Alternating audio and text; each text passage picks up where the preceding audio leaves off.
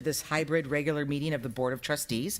I am Lisa Pelosi, Board President, and I would like to introduce my fellow trustees, Laura Simon, Sean Mora, Jeannie Kerr, Jean Marie Wolf, and also joining us is our student representative to the board, Sunny Calder. I would also like to introduce our district staff, Acting Superintendent, Mr. Christopher Heller, Chief Business Official, Dr. Kay Vang, Executive Assistant to the Superintendent and Governing Board, Ms. Erica Madrigal, Executive Assistant to the Assistant Superintendent, Ms. Melissa Hanson, Director Community Liaison, Ms. Selene Robleda, Director of Technology, Mr. Derek Machado. Also joining us in the audience tonight are additional site administrators, High School Principal, Mr. Benjamin Cinto, RLS Middle School Principal, Mr. Andrew Ryan, St. Helena Elementary School Principal, Dr. Carmen Emery, and St. Helena Primary School Principal, Mrs. Rebecca Rocha. We are delighted that you are viewing in person, on Zoom, on television channel 27, or on our YouTube channel. A copy of this board meeting video will also be available on our website at www.sthelena.unified.org. In connection with items 4A, 4B, and 4C, the board participated in a discussion and provided staff with direction. In connection, in connection with item 4D, the board participated in a discussion on a vote of, what is the vote? I'm sorry, the language for that. Could you help me with that? The vote of trustees? Yes, please. Thank you, got it. The vote of a 5-0 vote is what you're looking for, correct? So, sorry, Miss. That's correct. Okay, voting yes. The board, sorry, God, I'm so tongue-tied here all of a sudden. I've got a little, voting yes. The board took action in closed session to approve the employment with Dr. Jody McClay as the new superintendent of St. Helena Unified School District effective November 1, 2024. Thank you for bearing with me on that. Okay, item 5B is the flag salute. Please join me in the Pledge of Allegiance. I pledge allegiance to the flag of the United States of America and to the republic for which it stands, one nation, under God, indivisible, with liberty and justice for all. Okay, item A, 6A is public comments at the board meeting. Is there anyone present who wishes to publicly comment on items not on the meeting agenda this evening? Miss Madrigal, nothing on Zoom or, okay. All right, thank you. So we'll jump into presentations, and we're going to start with the presentation by the student representative to the board. Trustee Calder, please.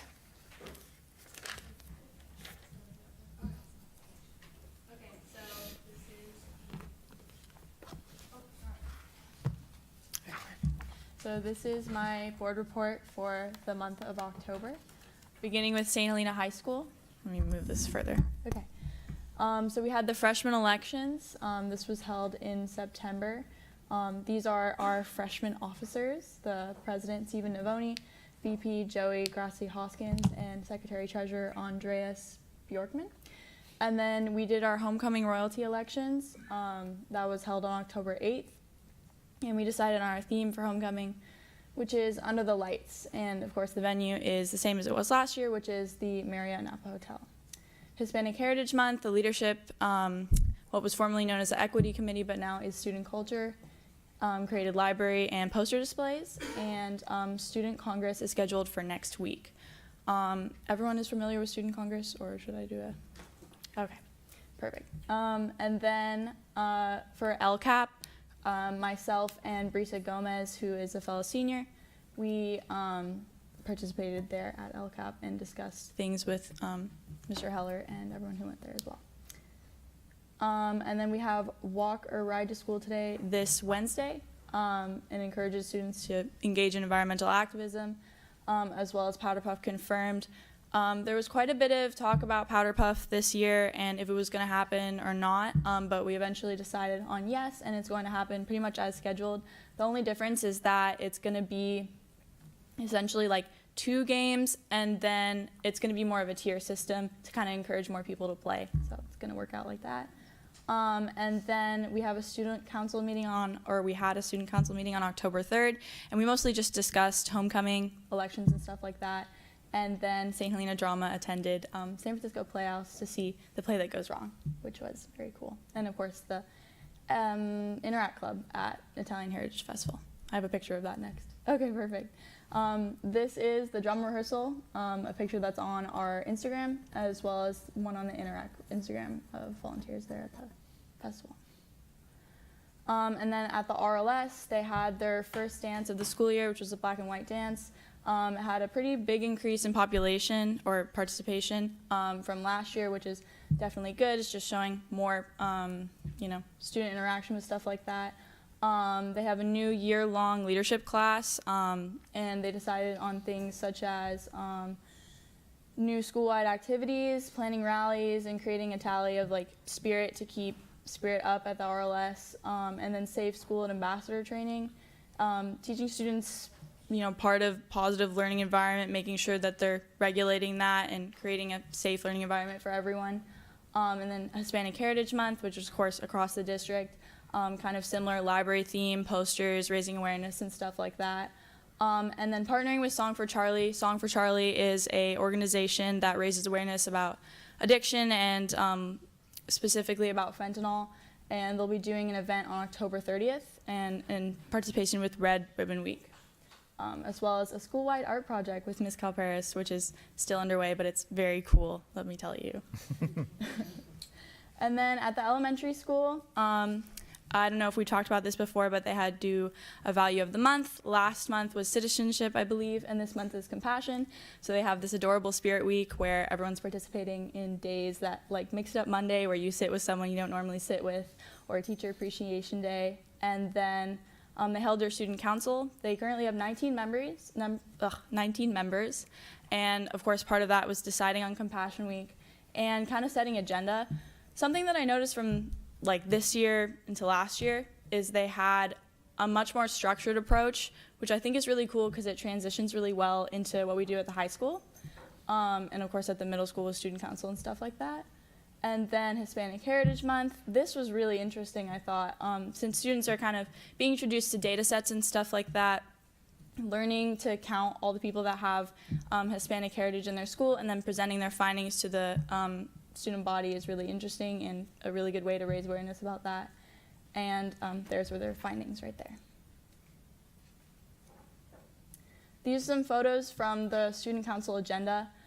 Just definitely showing, the way the kids are keeping topics and keeping organized like that. And each of those little sticky notes is ideas that were written by kids, so it's very original and very cool. And this is another picture of the Spirit Week for the elementary school. And then at the primary school, just a reminder, we do have a partnership with them with the primary school tutors at the high school. And then with TK,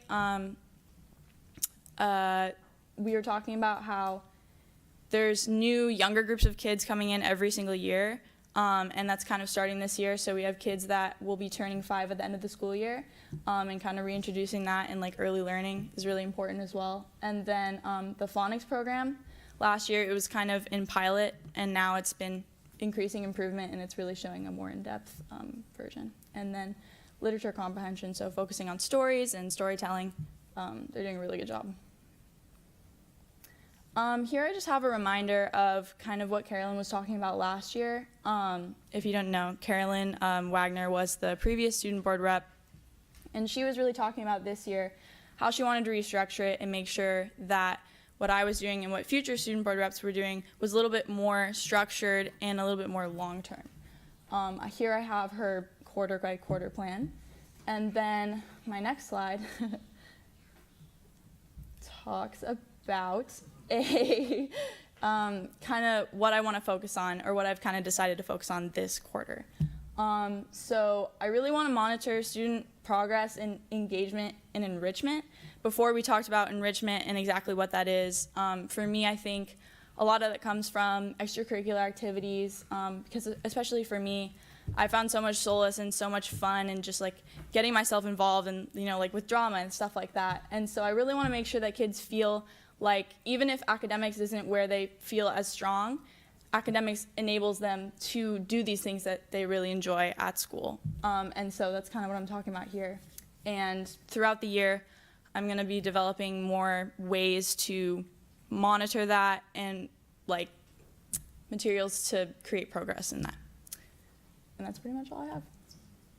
That's great. Thank you. Trustees, any questions for Sunny? No? Thank you. We look forward. We love having your voice here, so thank you so much. It's a lot to look forward.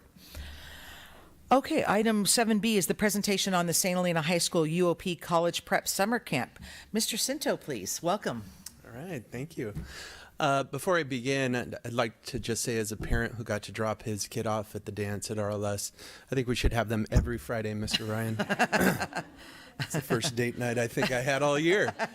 Yeah, it was great. It was great. Boys and Girls Club was open. Dance was going on.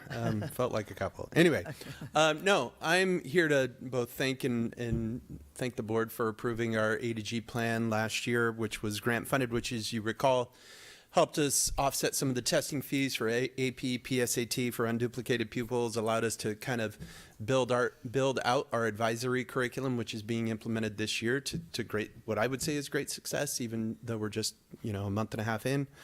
The pre-college summer program that the students are going to talk about today, and then some Apex remediation to support A to G eligibility, recouping some credits. To that end, Terry Linder and Sean Garrity were instrumental in this. I can't take credit, but when we sat down and talked about what is going to have the most impact for students, we do a lot as parents and adults in the school system, but we know that, when you see it and hear it from other people, it tends to have a little more merit. And I think what you'll hear from the students today is just that. So thank you, Ms. Linder and Mr. Garrity. When we really looked for summer programs, we looked all over California, at least within our geographical area, and UOP really stood out. And part of it, their goal is to provide opportunities for students to explore their interests, develop new skills, get hands-on experience that classroom doesn't offer, meet other students with similar interests, and then get a taste of college life.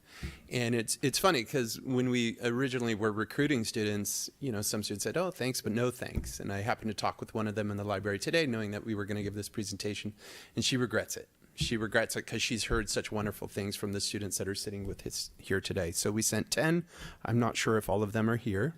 But students are going to introduce themselves. They'll share the discipline that they elected to participate, a highlight of their experience, and how it might have helped shape their post-high school decisions.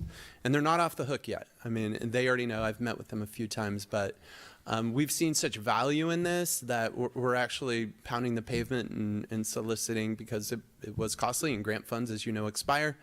We're looking for private donations to make this happen again this summer, and we think we're close to it. So anyway, so I'm going to have them all come up, and they can introduce themselves and share their thing. So come on down, everyone. Yeah.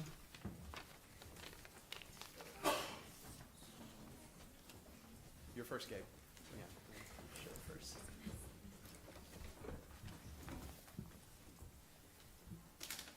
Good evening. My name is Gabriel Abina. The program that I participated in was mobile robotics, which is basically like the engineering and building of a robot. We basically made a robot in which we controlled with a tool called coding, and also with some I remember. Sorry, and that's it. And this really like affect me on the career path that I'm gonna take. Which I was really undecided before I went to this program. But now I know that I'm gonna do engineering for sure, and also really helped me to be more independent, more social, because I was around like with people from different ethnicities, and just by yourself in a room with, your family or nobody, and that's it. Oh, and we control the robots with sensors. That's the word that I forgot. Thank you.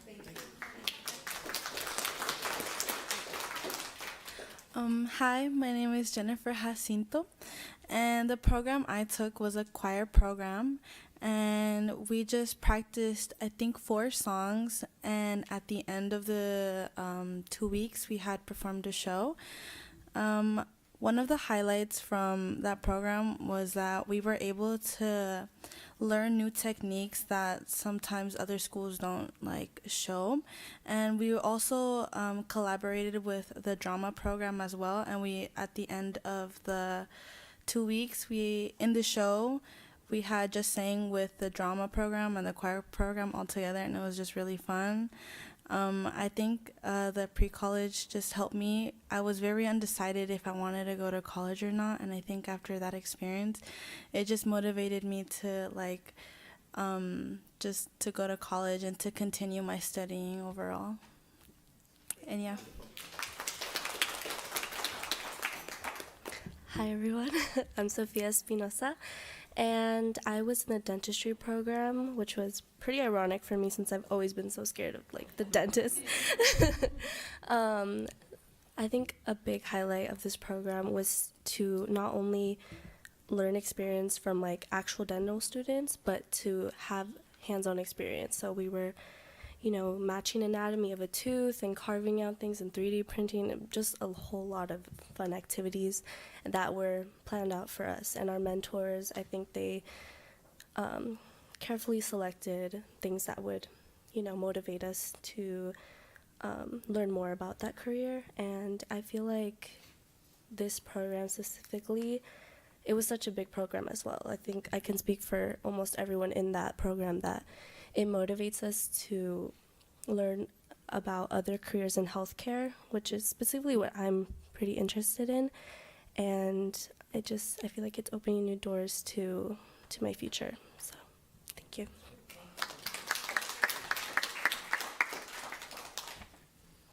Hello, my name is Bobby White. The class that I took was Spanish for the health professions. This course was really fun, and I feel like I learned a lot, and it really made me realize like how I like being independent, and like it really wasn't like, it's not something you should be scared of.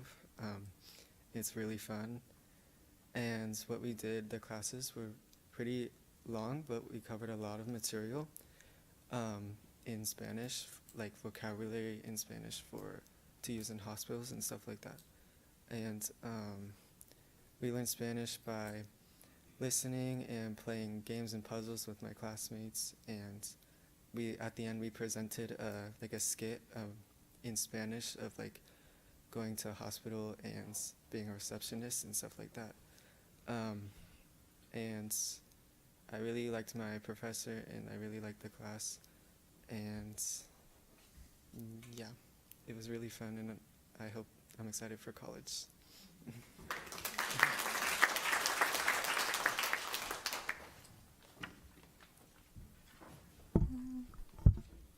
Hi, my name is Jocelyn Escovedo, and the program that I did was creative writing and storytelling, which is basically just indulging in new techniques of writing, like how to do little short stories, poems, how to dissect speeches, and it was really entertaining, really fun.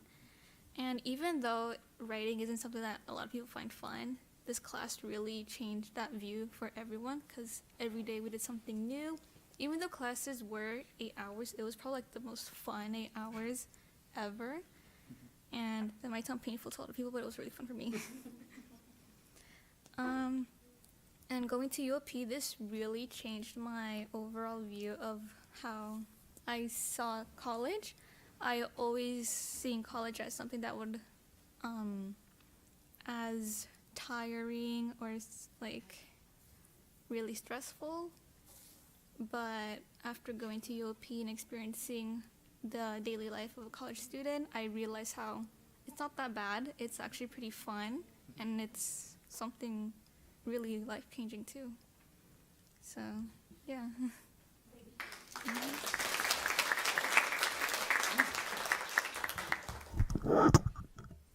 Hello, my name is Julian Robledo, and the course I took was Taking Control of Your Financial Future, where you basically just learned about like taxes, and it was really just like learning how to retire earlier. The highlight of my program was experiencing a new environment that like I was not used to, which I got like a lot of freedom to do like many different activities throughout the day, which I really enjoyed. And this definitely shaped my decisions after high school. It made me like more interested in going to a 4-year college, which I was like not looking into, but this like really like drove me to wanting to attend a 4-year.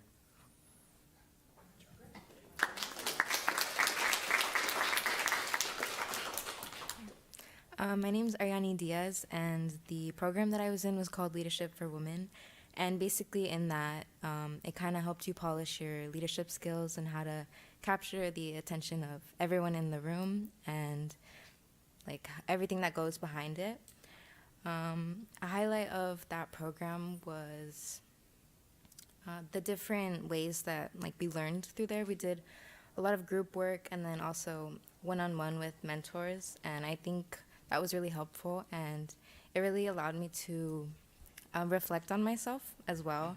And it also highlighted women specifically in leadership positions in like a bunch of different like in healthcare or in education or politics, and I think that was really interesting, and I think the whole experience just also really pushed me even more and motivated me to go to a 4-year, and it showed me a lot of the things that college offers, both in education and also outside and like daily life. So, yeah. Thank you. I also have to apologize to the students. They said, are there going to be a lot of people to board me? I'm like, no. Like, you'll have the principals in the audience. That's it. You'll be fine. So they still showed up, and they're here. And once they showed up, they're obligated. But I tried to get that rolling. I don't know what it is, but I shared a Google folder with the students, and I had them upload some photos. But these are just they were there 10 days, right? 10 days total. They lived in the dorms. They had a bunch of different activities. UOP really does a bang-up job. You can kind of see some of the activities that the students, there's Gabe's like robotics thing. Anyway, had a great experience overall. We're hoping that this continue through other means, because I know it would have been a game changer for me. It was a game changer, as you've heard from some of them. So thank you for your approval of that allocation. Thank you, Ms. Jacinto.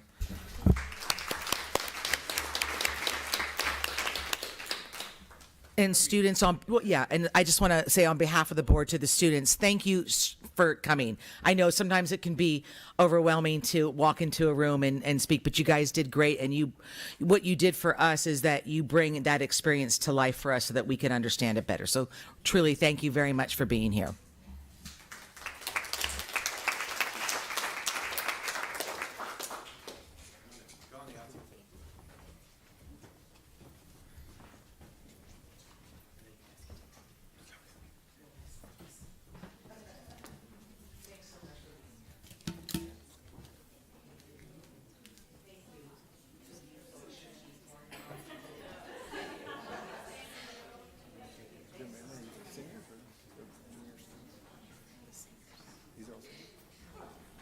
Can I just say one thing?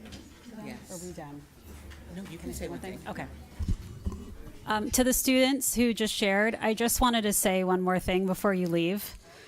That I appreciate that you discovered during your time at UOP what college can be all about. And you've worked so hard since kindergarten, especially through high school, that higher learning it's like the cherry on top. It's where you get to discover yourself. It's where you get to specialize in things that you become passionate about that you may not even know you were passionate about until you got to college. So please keep that dream alive, and I know you're going to do great things. Thank you.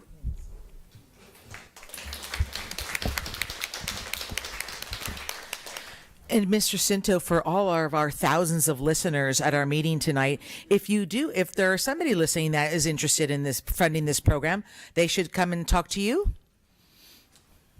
Just make checks payable to Ben Cinto, drop them off Deer Park Road. Okay. Yeah. Okay. Perfect. Okay. Great. Because you never know who's listening to us tonight, and that may spark a passion for them. So, thank you. Okay, now we're going to move on to the annual report from the Up Valley Family Centers. And I see Jenny Ocone is in there. Thank you. And Marcela Rodriguez, please. Thank you. Great. Good evening. We're really happy to come tonight and just do a presentation about our work last school year. We have been partnering with the St. Helena Unified School District for well over a decade in a number of ways. So just to recap, I have the slides here, right? So I press down. Where am I pointing to? Erica. Okay.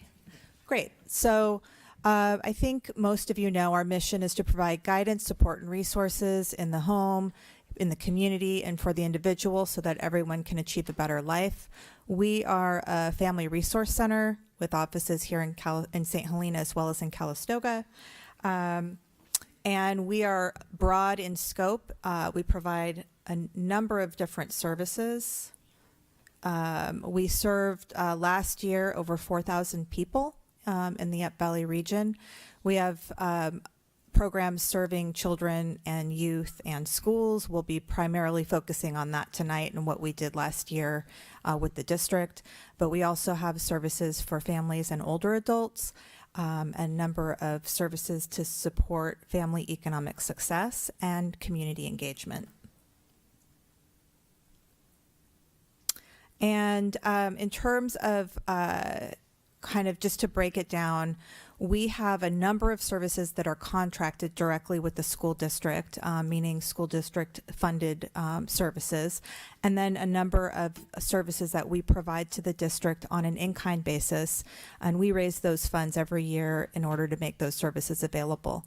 So in terms of these services, we'll go into detail in the coming slides, but you can kind of see a breakdown here of what is contracted with the district.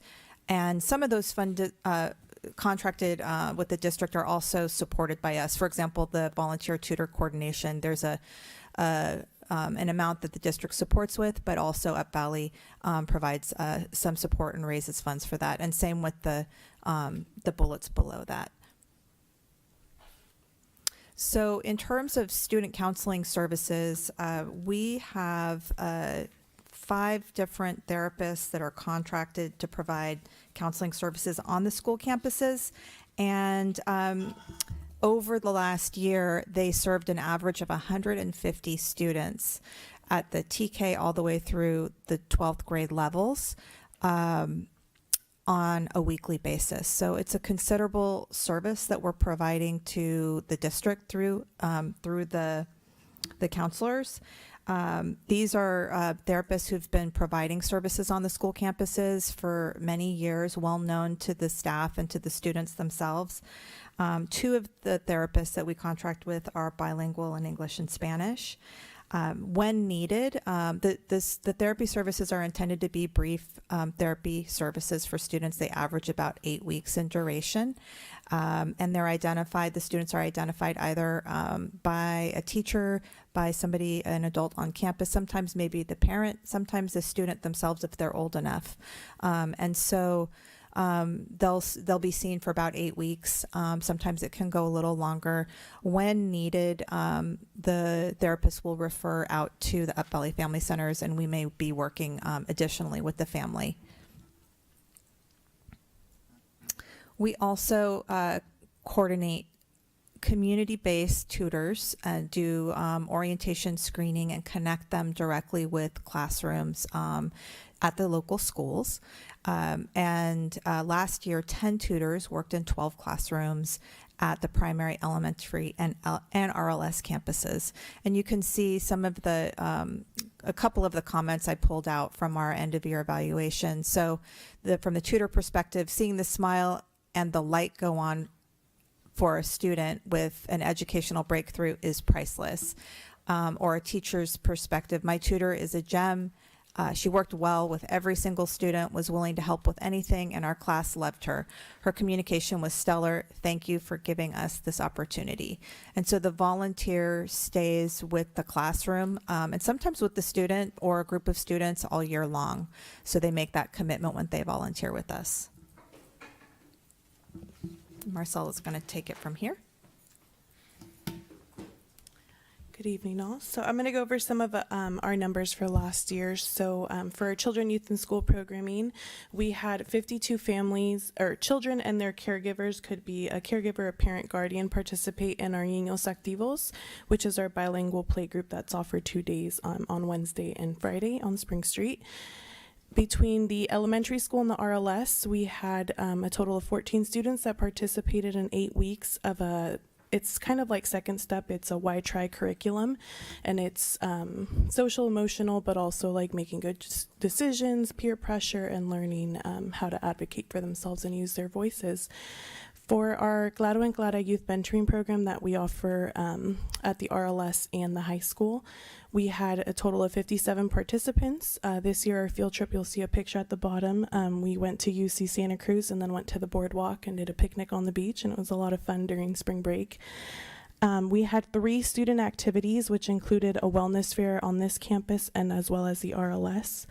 And we also had a student representative from the Santa Elena High School represent the district at the SHINE, the Napa Valley Wellness Conference, as part of our SHINE collaborative. We had 20 families and students that participated and received services from our Student Assistance Program case management. And then for our diversion program, in which we partner with the St. Helena Police Department, we had a total of 13 cases, and this isn't just cases that made it on diversion. A lot of them, the majority of them, were actually interventions in partnership with their school resource officers, just making sure that they are connected to services and resources available to them on a preventive level before a situation were to escalate.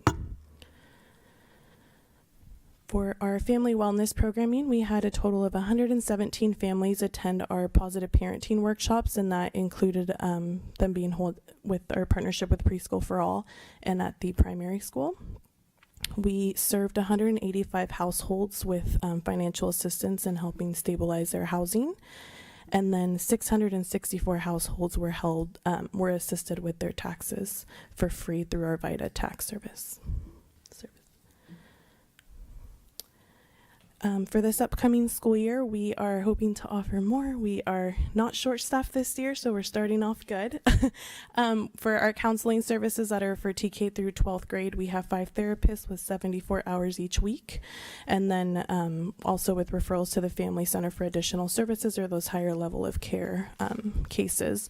For our student assistance program in Triple P, we have a case manager, Susana, who's downstairs 2 days a week, and then the other days is at the elementary school, working out of our office, as well as the Triple P programming we will continue to offer.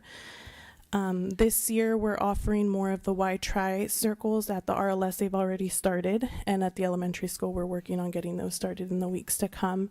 And our youth mentoring programs also started last week, actually, and outreach is still going on for the for youth to participate. And we will continue with our tutoring and volunteer coordination. We invite you all to join us for our Dia de los Muertos Festival. It's hosted in partnership with Nimbus over at the Upper Valley campus on Sunday, October 27th from 12 to 4. And it's a free family-friendly event with music, dances, community altars, and arts and crafts. And thank you for your partnership. Thank you for your partnership. Absolutely. Trustees, do you have any questions or for our presenters?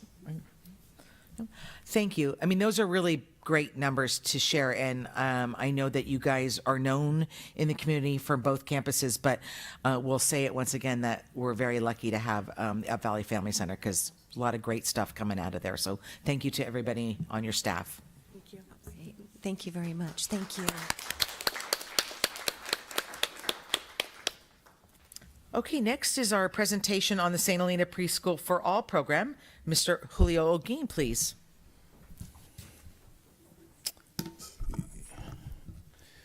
All right. Is this open?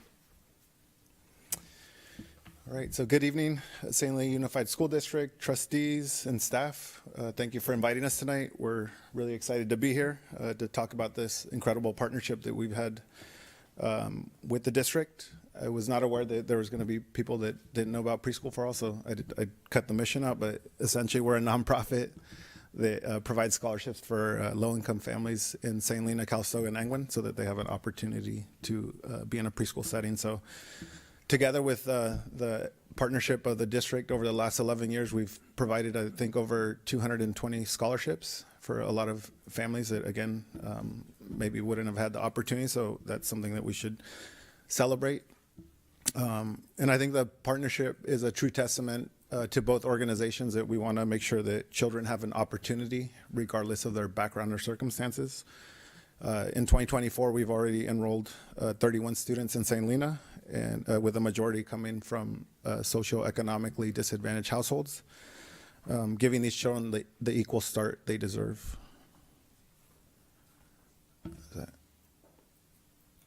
All right.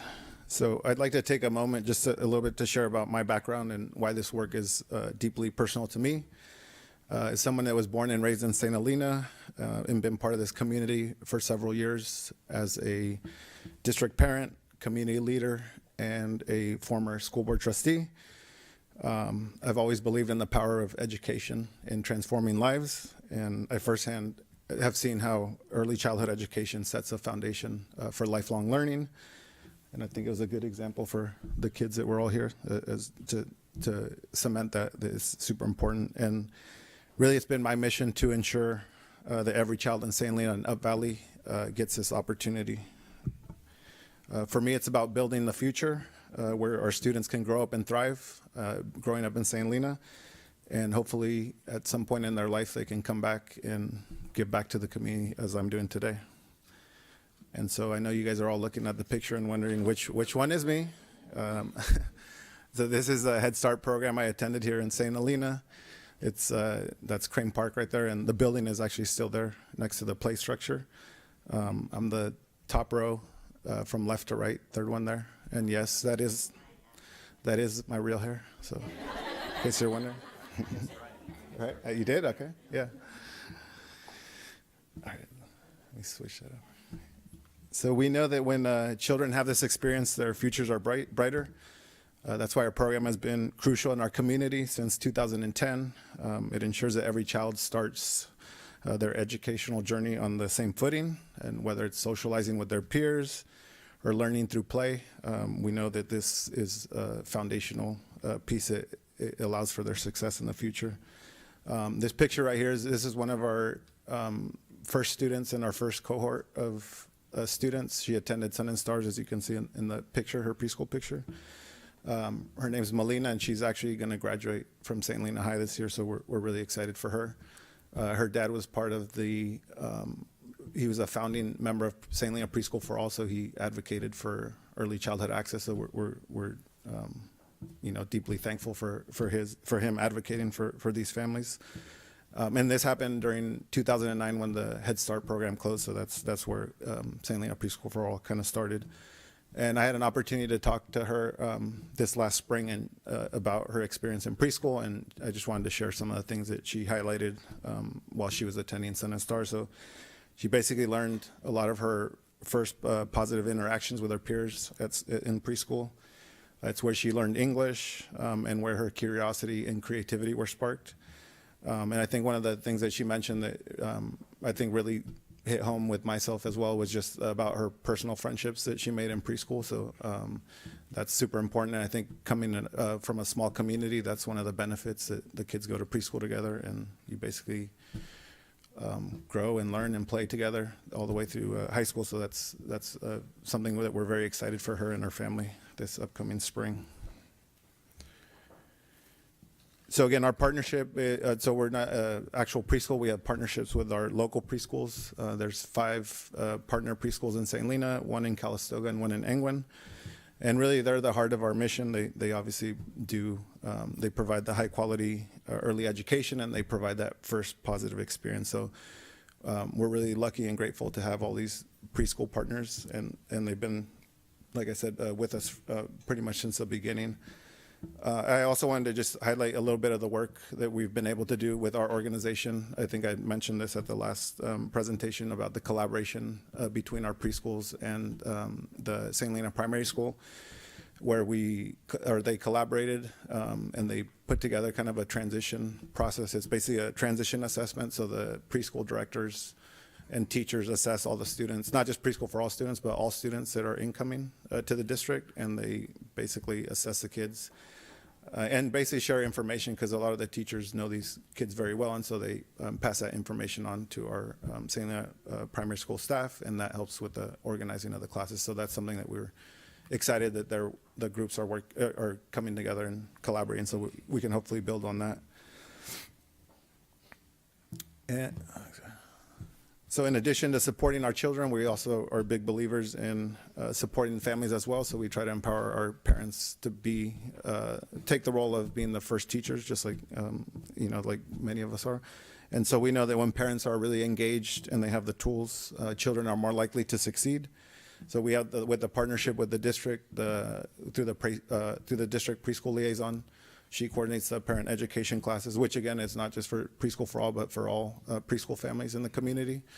And then our other partner, the Valley Family Center, they do the parent education in Spanish. And so we provide that knowledge to our parents. And so that's one of the pictures there from that class. And I'm excited this year we're gonna actually offer the parent education program in Spanish to the TK through second grade primary families. Again, just to provide more access and just to involve them and provide that information. So I'm working with Principal Rocha. We're putting together some literacy classes as well that she's going to hopefully help teach. So we're excited about that. And before I switch this, actually, the other thing I wanted to mention on this piece was just parent engagement. That's something that, as a school board trustee, something that when I became a trustee, I just noticed that was one of the areas, the parent engagement. So myself as a director, I've tried to work within the last few years to kind of build that with our parents. So we try to provide opportunities and just really emphasize the importance of parent engagement, so that when they do come to the district, they're ready, they feel comfortable, and they feel like they can support their kids. So that's something that we have been doing, and we've been noticing, a difference because we see our preschool for all families at the part of the site committees, volunteering at events, and at the board meetings. We have some parents in here, so it's always good to see. And lastly, I wanted to just share this. This is kind of what what we try to do with our program, and obviously the credit, goes to the preschools, because when they have a positive experience, this is how they show up to the primary school on the first day. So we had a lot of our families transition into the primary school, and I would say that it's a huge step for not just our kids, but for any kid entering a new school. And so, and even for the parents, I would say it's a big step for them too. A lot of our families, it's sometimes their first time either being part of the American school system or just the first time as being part of the district. So we try to play a role in that and provide that transition so it's a smooth one. So we're super excited and honored just that we are part of that process. And next, I want to introduce Valeria and her kids, and I would say that's another preparation of preschool, is that the kids can sit through the board meeting and not get too crazy. But so I want to thank her for coming. And we have a celebrity in the audience, right? So. That's right. So Valeria's going to come up here, and she's just going to talk a little bit about her experience and bring her kids up if they want. Hello, my name is Valeria Ortiz. These are my littles, Ailani and Damian. Ailani's 5, Damian is 3. They have their birthdays in the next couple weeks here. Ailani started going through the Preschool for All program. I guess I want to start off by saying thank you for providing that opportunity to both my children. Damian is now starting the Preschool for All program at Little Backpacks, and Ailani has just started her first year in TK. And I was a little nervous of how she was going to do. I know when they did an evaluation for her preschool, they ask you to list some goals for your student. And one of my goals for her was social. She was a COVID baby, so she was with, interacting with a lot of adults, but not so many kids. So I was a little nervous about her going in, and as well as the structure and discipline that a classroom provides.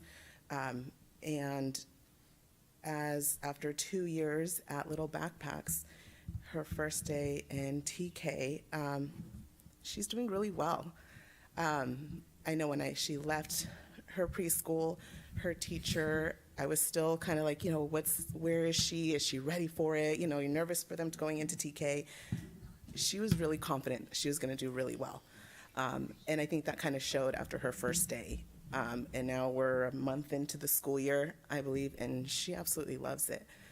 She's learning so much every day she comes back, and she's, learned something new, and she's sharing with us. But I think a lot of it is that foundation that she had those first 2 years that set her up to be able to do that in a classroom with maybe bigger classroom, right? Thankfully, all of St. Lena's classrooms are pretty small, but the social aspect and stuff, I think kind of worries all parents. But she's doing really well, and I would like to just say thank you for providing them that opportunity. And I am confident that Damian will also do really well. And that preschool foundation just makes a difference. And I just like to say thank you. There we go. Right here.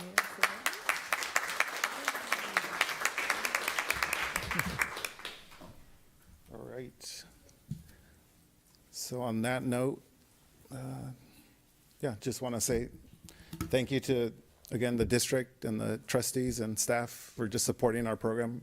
Again, I think this is like the 11th year, so we're very grateful to be in partnership with the district. And again, we look forward to continuing to grow that partnership and continuing to support families so they're ready when they come to the district. So again, thank you. And if we can, would it be okay to take a picture with Of the course. trustees? And Yeah. great. I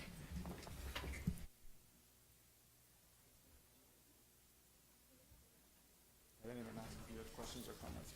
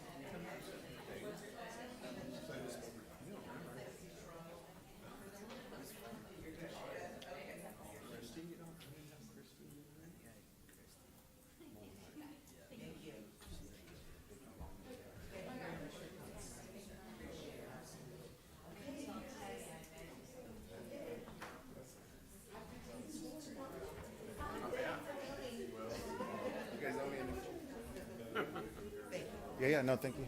Appreciate it. Thank you. Thank you. Thank you. Thanks. Appreciate it.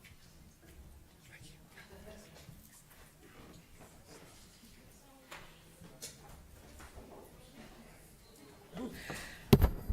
Thank you again very much for I didn't being even here. ask if there was question or Oh, comments. yeah. but- Trustees, any questions for Mr. Olguin? And if anyone's listening, just like Ben, personal checks. St. Lena I won't send them to my address, but Preschool for All. Anyone Okay. that wants to help. Julio, fund the thank you. scholarship. Thank you so much. Thank Keep you up for the all great you work. do. Thank you so Appreciate it. much. Thank you.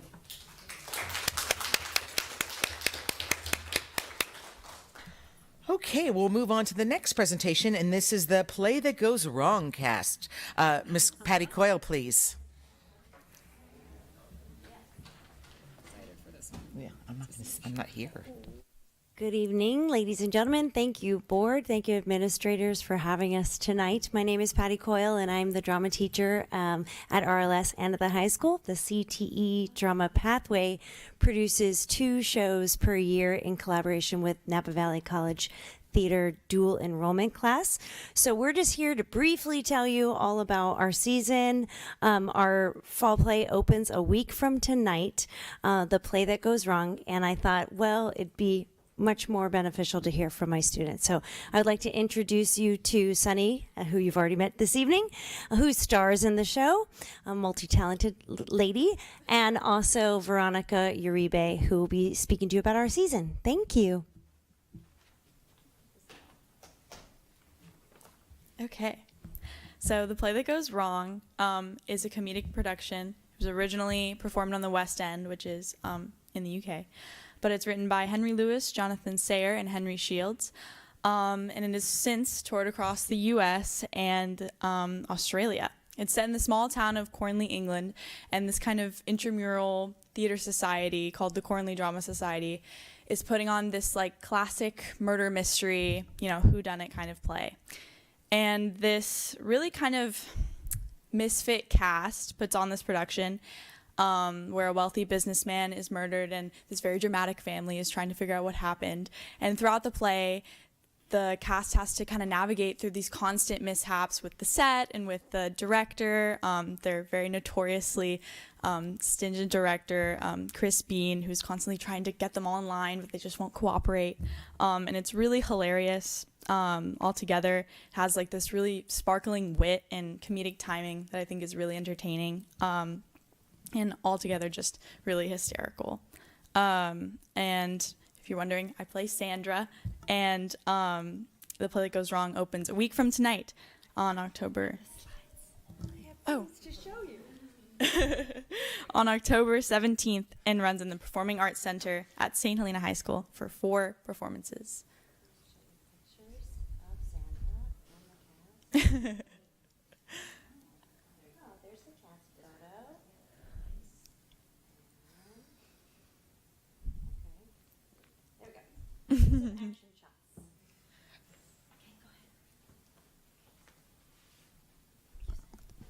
Hello, my name is Veronica, and I'm a junior at St. Helena High School. I'm going to be explaining this in Spanish.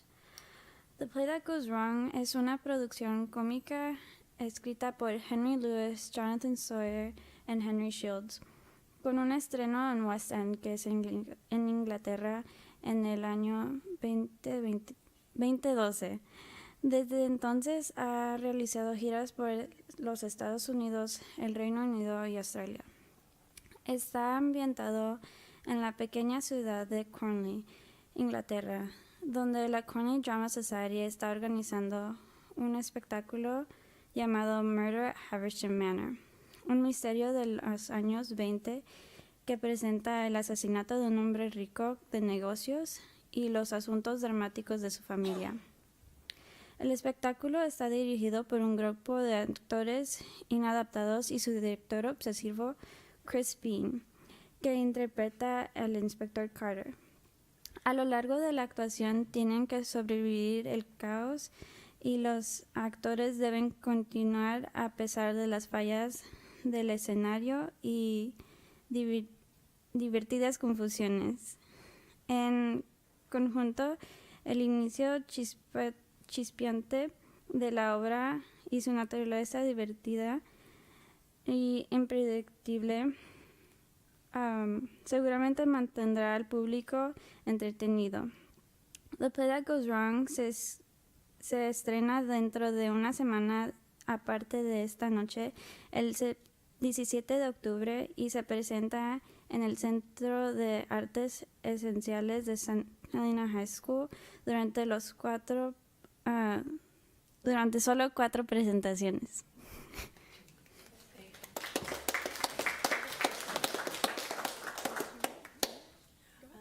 We were also just going to plug our spring musical very quickly. Obviously, we don't have any photos of that yet, but the auditions are the day after they close The Play That Goes Wrong, because that's how I roll. So West Side Story is a little bit more well-known, but for anyone who doesn't know, it's a musical set in the 1950s in the Upper West Side of Manhattan, where a neighborhood is kind of in the midst of these major cultural changes.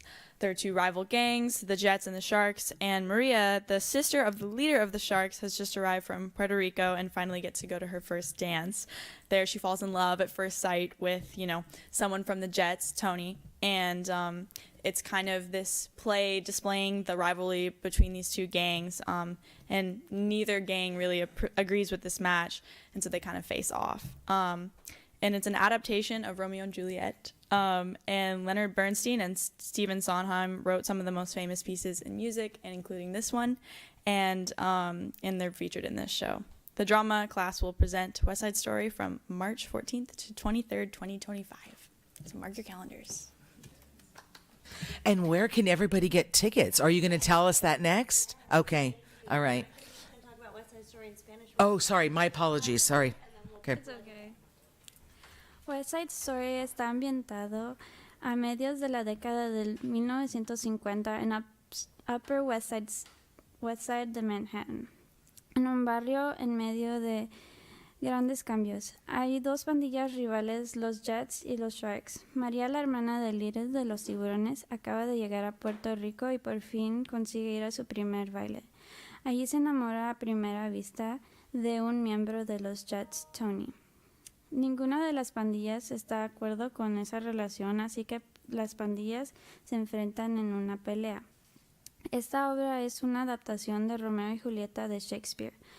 Leonard Bernstein y Stephen Sondheim escribieron algunas de las piezas musicales más famosas de American Musical Theater que se presentan en este espectáculo. La clase de drama de Santa Elena High School presenta West Side Story del 14 al 23 de marzo del 2025. Thank you so much, ladies. And you can get your tickets at stHelenadrama.com. In particular, I just feel like a comedy was so needed this fall. There's just so much divisive rhetoric out there. And I feel like let's sit together for 2 hours in the dark and laugh. And that's what you'll do if you come next weekend to the Play That Goes Wrong. Thank you so much for having us. Thank you for being here, everybody.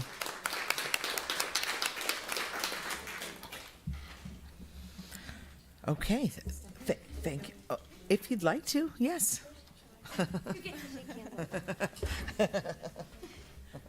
They're good shirts. I like the shirts. Is everybody's name? Are they on the back? Names on the back? Yeah, nice. Hi. Thank you so much for being here. Hi, Cole. Thanks for being here. Thank you. All right, break a leg, everybody. Break a leg. Looking forward to it. Yes. Thank you, Miss Coyle. I know I'm sorry, I'm not going to see it. Okay, we're going to break after math. We're going to take a break after math, okay? Because I know, maybe pass it on to Jean Marie.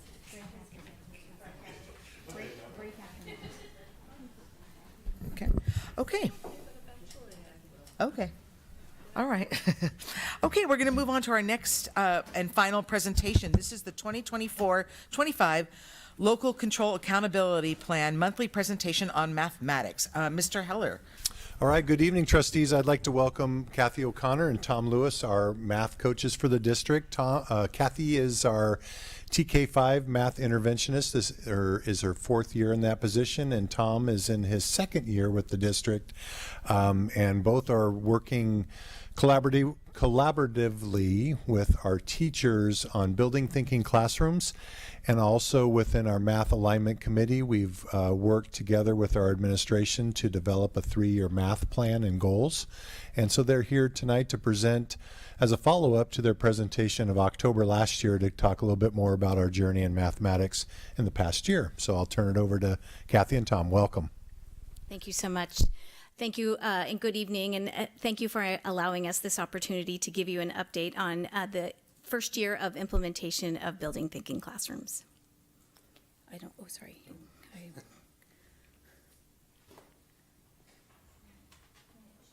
it there.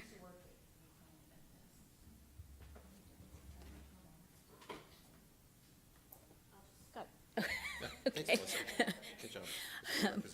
During the presentation, we'll be giving you an explanation of our progress since October of last year when we were last here. We will explain how we are measuring our impact, and we will identify the next steps that we have in the year ahead.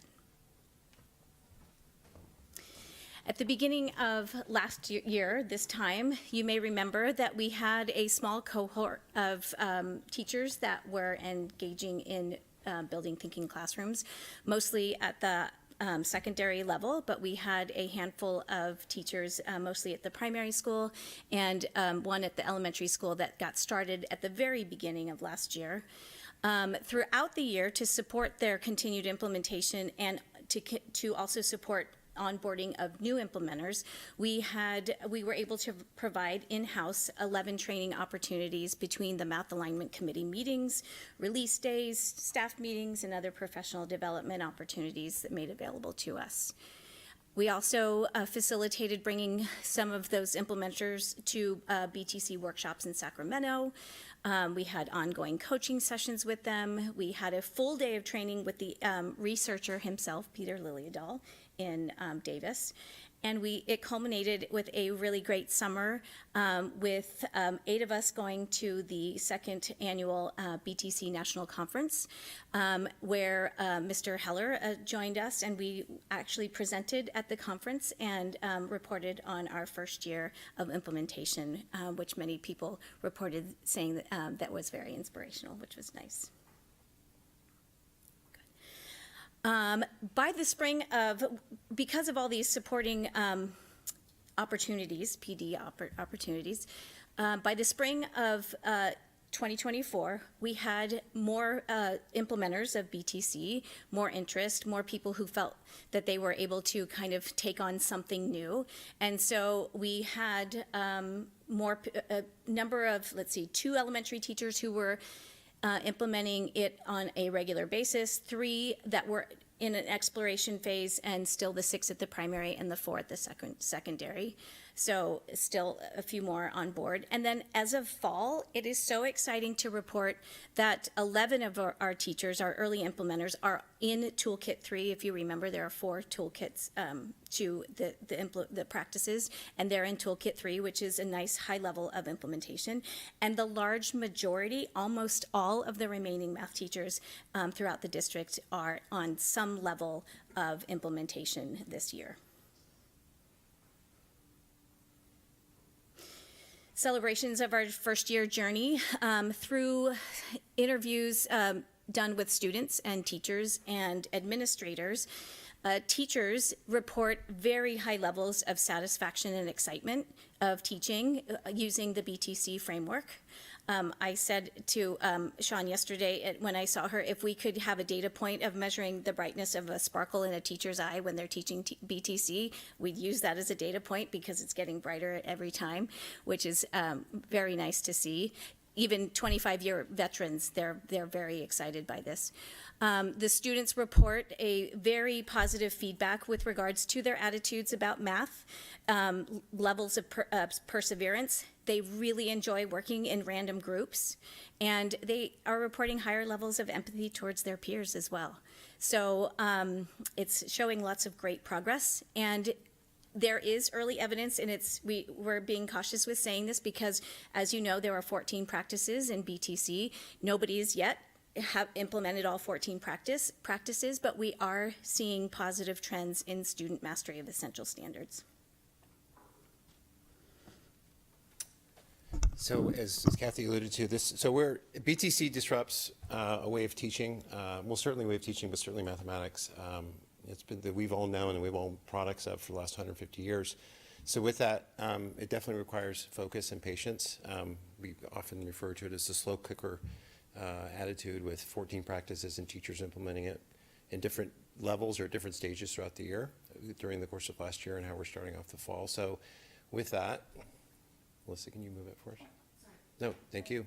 Appreciate it. No, I know you're multitasking. I appreciate it. We referenced this slide last year. When we talk about data, it's important that we collect data that allows, timely data that allows us to be responsive, right? We want to measure the impact of the work that we're doing. Summative data is always nice. It tells an end-of-year story. But arguably, it's hard to be responsive to that when we're looking at it in August and July. So we look at other forms of data. So we talk about it in terms of satellite, map, and street data. And the street data is that qualitative data or exit tickets we can get in real time evidence of where kids are in their learning or where teachers are or students. So we leaned into that pretty heavily, both map and street data during the course of last year. With that, next slide, please. Thank you, Melissa. So throughout the year and at different stages, because we had teachers onboarding at different times, we interviewed kids, grade 3 through 12, with these 5 questions. There's a lot of data we had. If you're interested, we're happy to talk about it more, but we're going to just sort of hit some of the components of it just in a couple minutes here. But if you go to the next slide, the first question that we're going to share with you in terms of responses, next slide, please, so this icon is a reference. So in a minute, we're going to see green, blue, red. So the green refers to 3rd and 5th grade students, blue is middle school students, and the red is high school students. Next slide. So the first question is percentage of students that in BTC classes who have a positive feeling towards math. So this is the distribution of responses for kids. And this is all end of year data. So this is the data we gathered pretty much in May at the end of the year. Again, and we're interviewing students in classrooms where their teacher's been implementing BTC for the entire year. We're also interviewing students in classes that have been implementing for 3 or 4 months. So, it's raw data, to be fair, but it's still data that we can use in terms of where we were at the end of our first year of implementation at various stages. Next slide. Another question we ask kids, and there's 2 parts to this one. I'll show this next slide in a second, but this was percentage of students who feel comfortable sharing their ideas with their classmates in a whole class environment. So if you imagine gathering around or what we knew in teacher-led conversation, younger kids, not surprisingly, always want to share their attitudes. That one should be green there, so it's 100%. As a recovering middle school teacher myself, seeing 23% in middle school who don't want to share their ideas with their peers because they feel very self-conscious, that's not surprising to see. And then we had a little bit more than half of high school. But in comparison to whole class, kids feeling comfortable, next slide, when we put them in small groups, which is what we do in BTC every day, we see a significant jump in the middle school group. Right, so what was interesting is that the 3rd and 5th grade group and the high school group, in terms of percentages, were responding similarly between whole group and small group, but definitely a significant increase for middle schoolers feeling comfortable sharing their ideas when they're working in a group of 2 other of their peers, right? And these are random groups too. If you remember, kids are randomized every time, so we don't know who's going to be in their group. So that's a component of BTC. Next slide. So good data practice, we look at subgroups so we can start to understand more about where our kids are. So in these next slides, we'll see orange and green. Orange students are students across, again, grades 3 through 12 who either have a 504 or an IEP. Students in green are students that are EL or RFEP, all right? So the next slide, so same questions. Again, timely feedback, 40% we'd like to see better than that, but in compared to what we saw in the fall, it is an increase. We still want to do better than that, and so that's one of the examples I'm giving when we talk about street data, is that we know that about our students, so it allows us to have conversations in our PLC and grade level groups about how we're going to respond to improving how students feel. And 59% of our EL and RFEP students are having a positive attitude in math and BTC at the end of last year. Next slide. So same question, how do they feel about sharing their ideas in a whole class? This one is one of our favorites. It's very significant when you see the next slide in a second, but 50% of kids 504 IEP and 44% of EL and RFEP. But you put them in small groups, next slide, and it's significant. So again, 2 very important cohorts of kids in our district, well, any district for that matter. But when we see these percentages of kids in terms of how they're comfortable sharing their ideas in small groups, it's worth paying attention to. And to be fair, exploring ways that we're getting to more kids, because we can do better than 60 and we can do better than 85. So those are the topics. Okay, I think that's it for the data. Yep, for that part of the data, rather. We were just trying to get as much data points as possible. And so, as I mentioned, we interviewed students and at the different grade level bands about their attitudes towards math, their feelings about sharing their ideas, and also about being in randomized groups. And those are links that you can go ahead and explore and see what the students are saying about those aspects of the BTC classroom. Similarly, we are interviewing teachers as well and ask them about what shifts do they see in their students, what shifts do they see in themselves, and what are their next steps. So if you would like to learn more about that, that is a link to those teacher quotes as well. We are trying to measure all aspects, even including our support. So we are having teachers fill out regular self-assessments on their implementation. You can see that the blue dot is the spring average, the gold dot is the fall what that indicates is that there were more teachers implementing BTC in the fall as there were in the spring as they were in the fall. And as you can see, as we move along the practices, it kind of drops off there at practice number is that 7? Yeah. And it just is indicative of the support that's needed as they get farther into implementation and get into more complex teacher moves and practices and that disruption of the normative practices. We also interviewed site administrators about the shifts that they have seen with regards to equity, access, and engagement, and you can see their comments about that using this link. And as Mr. Hill referred to, we have our Math Alignment Committee, and during the course of most of last year when we met, the focus was primarily on providing support with BTC, because it turned out that the participants that were on our Math Alignment Committee were also teachers implementing BTC. So we used that as an opportunity to move forward in the BTC practices. That said, we did use the last 2 meetings of last year in the Math Alignment Committee to focus on making a plan for not only this year, but the 3-year plan, which we'll talk about in a second. So we had teachers, some district level people, as well as some site leaders when they were able to attend, with the goal of doing interest-based problem solving. So we identified interests and then identified the options to implement. And then we did a ranking system with everybody on the committee to prioritize those interests. And then from that, we developed a strategic plan between Kathy, myself, Mr. Heller, and Araceli. And with that, next slide. So this is the 3-year strategic plan, or the goals that we came up with from the work that the Math Alignment Committee identified.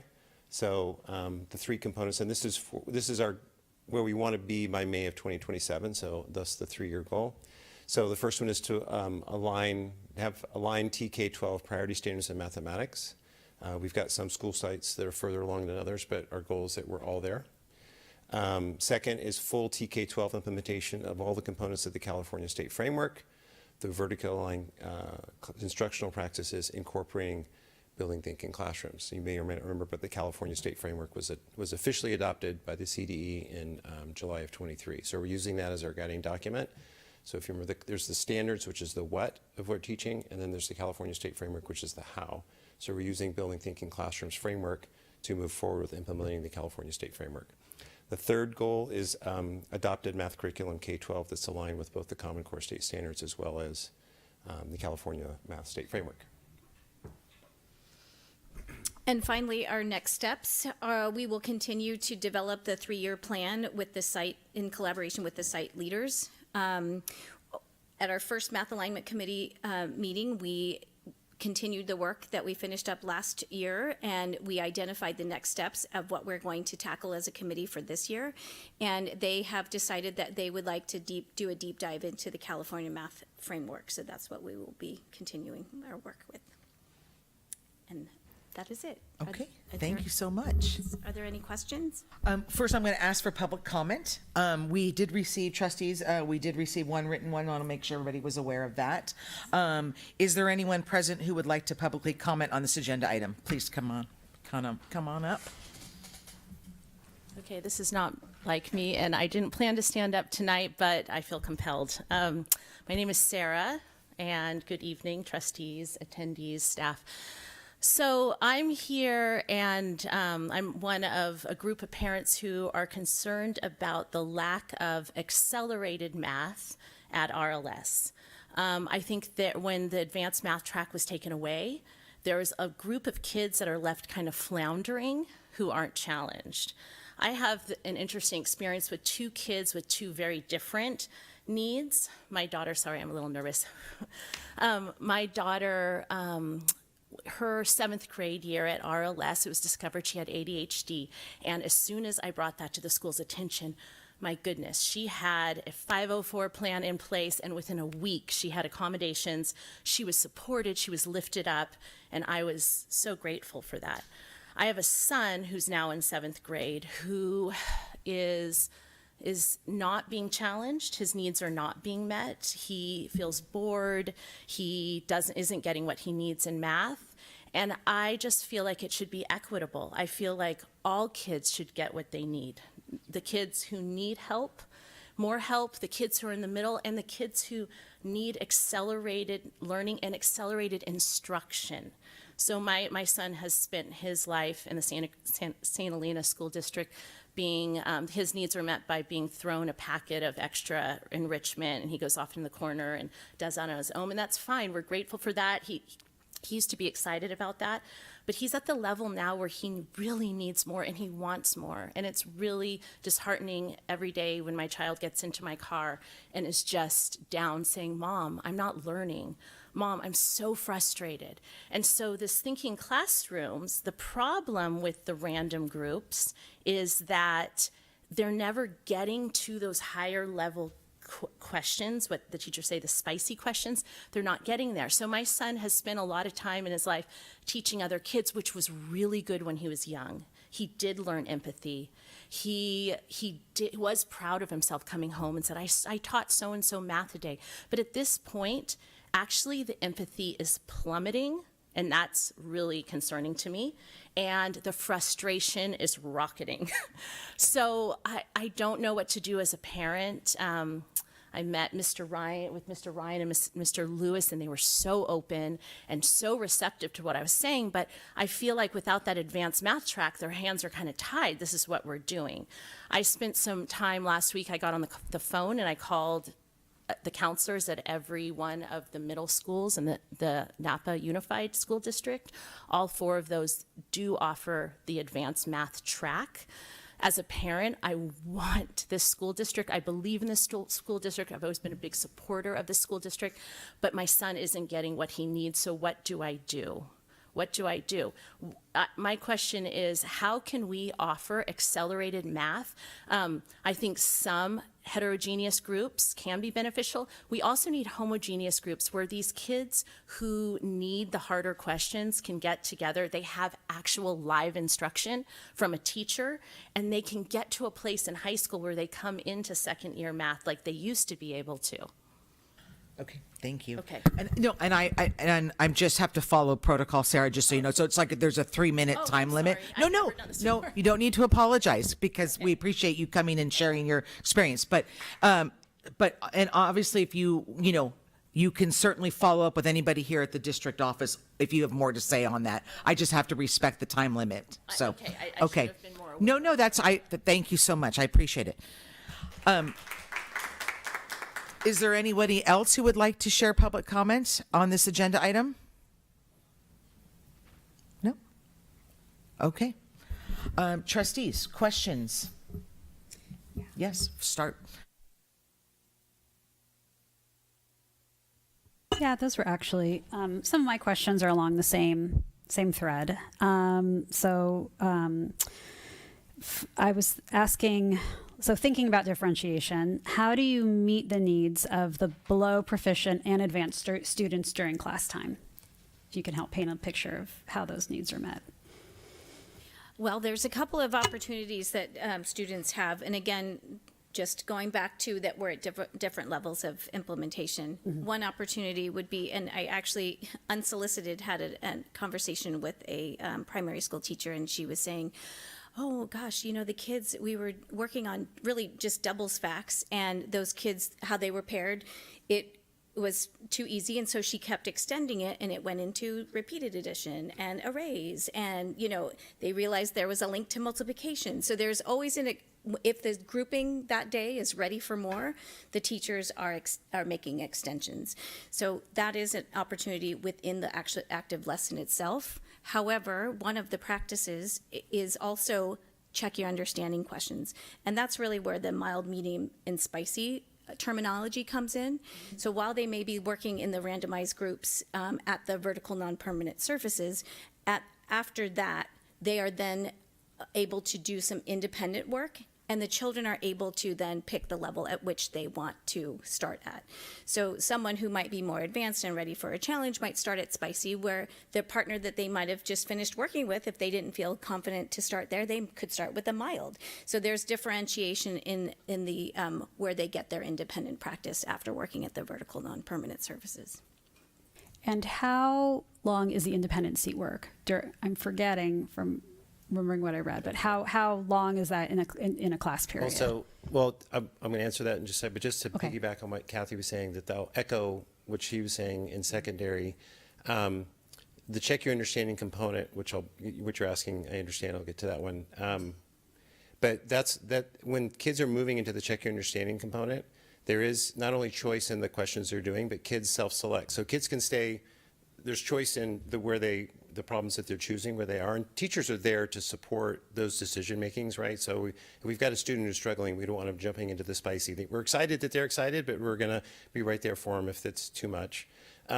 But kids will self-select, and some will choose to work alone. Some may form their own group with kids who are working on similar problems, and that's their prerogative. They can do that at their desk. They can go to the vertical services. It's kind of fun to watch kids make that decision. So that time does exist in the classroom. So when it happens is going to vary. So I'm just going to go into the weeds of BTC for a second. But I may have a sequence of tasks that I want kids to tackle over a period of time I think is going to fit in a period of time. So at secondary, we've got 3 class periods a week that are 45 to 50 minutes long, and we have 1 block period, which is 70 to 80, depending if it's middle school or high school. So teachers are going to use that time accordingly. So there may be a day where I'm introducing a topic, and a bulk of that 50 minutes is going to be kids at vertical services engaging with that topic for the first time. And I'm going to give 10 minutes to maybe consolidating that lesson, knowing that we're going to pick up right where we left off the next day in new vertical or new randomized teams. But I'm going to have a bigger chunk of time where I'm going to allocate the maybe 20, 25 minutes, sometimes 30. Sometimes you could have an entire 50-minute period dedicated to check your understanding. But it varies depending on first, the topic, the amount of time you need to spend on it, as well as how far we got previously. And the other thing I mentioned is that block period allows us to, I feel comfortable saying that it's safe to say that although check your understanding happens on most non-block days, it's happening just about on every single block day because we have that chunk of time where kids can spend time in randomized groups, but then there's time allocated to do the check your understanding, as well as other components, but specific to your question. It's happening almost every block period. Thank you. I have one more question. Okay. So does the program provide homogeneous grouping, even though it might be masked as flexible grouping, if the teacher knows that there are some students that need to revisit a concept and there are other students who have mastered that concept and need to go deeper and need to get spicier? So again, is there any room for homogeneous grouping on some days? Or how does BTC tackle that? I think that would, going back to that time allocated check your understanding, that check your understanding is when that could happen and has happened. Mm-hmm. So, and teachers are approaching that differently, but some examples of what I've seen are, there'll be a group of kids that teachers have known over the course of 2 or 3 days working with a particular topic. They know they need to provide some intervention support with this cohort of kids. Let's say it's 3 or 4 or 5 kids that need that extra support. So they'll do kind of a, more of a direct teaching style with some kids seated, just going over and supporting those kids directly. Conversely, there may be a group of kids that are ready to launch because the teacher knows at the vertical services that there are 3 or 4 kids that are ready to be, to be offered, extensions beyond what was offered at the vertical services. So a teacher could easily flip that and provide some 1-on-3, 1-on-4 if there's a group of kids that are ready to do that. So in that check your understanding, there's a dynamic component that teachers can exercise and respond to the teacher or the student's needs based on what they're seeing on the vertical surfaces. Just a plus is that, and teachers say this all the time, in the previous format when we had kids seated, we can't determine where kids are in their learning near as fast as we can when they're in vertical surfaces, because we can tell almost immediately, because kids are sharing the pen. Everybody's getting a chance with the pen. So teachers can quickly assess, I would say within 15, 20 minutes on a task, where their students are, where previously it could be a week. Because I thought I knew where they were, and I gave them a quiz on Friday, and it turns out I was wrong on like 8 kids. So now I have to come up with an intervention plan 5 days later than I could have if I was doing it in a BTC environment. So that is that among the advantages, being responsive in real time is a major advantage to the framework. Okay, thank you. And if I could just add to that, a lot of teachers are doing a nice job of tying together the work that we're doing in PLCs with common formative assessments and BTC. So once they give their check your understanding questions, or maybe if they're not there yet, they'll give them an exit ticket, which is a shorter form of common formative assessment for the outcomes for that day. And they use those exit tickets to immediately pull small groups to work with them at the level that they are. So those would be the homogeneous groupings opportunities that teachers are taking advantage of as well. Okay, thank you.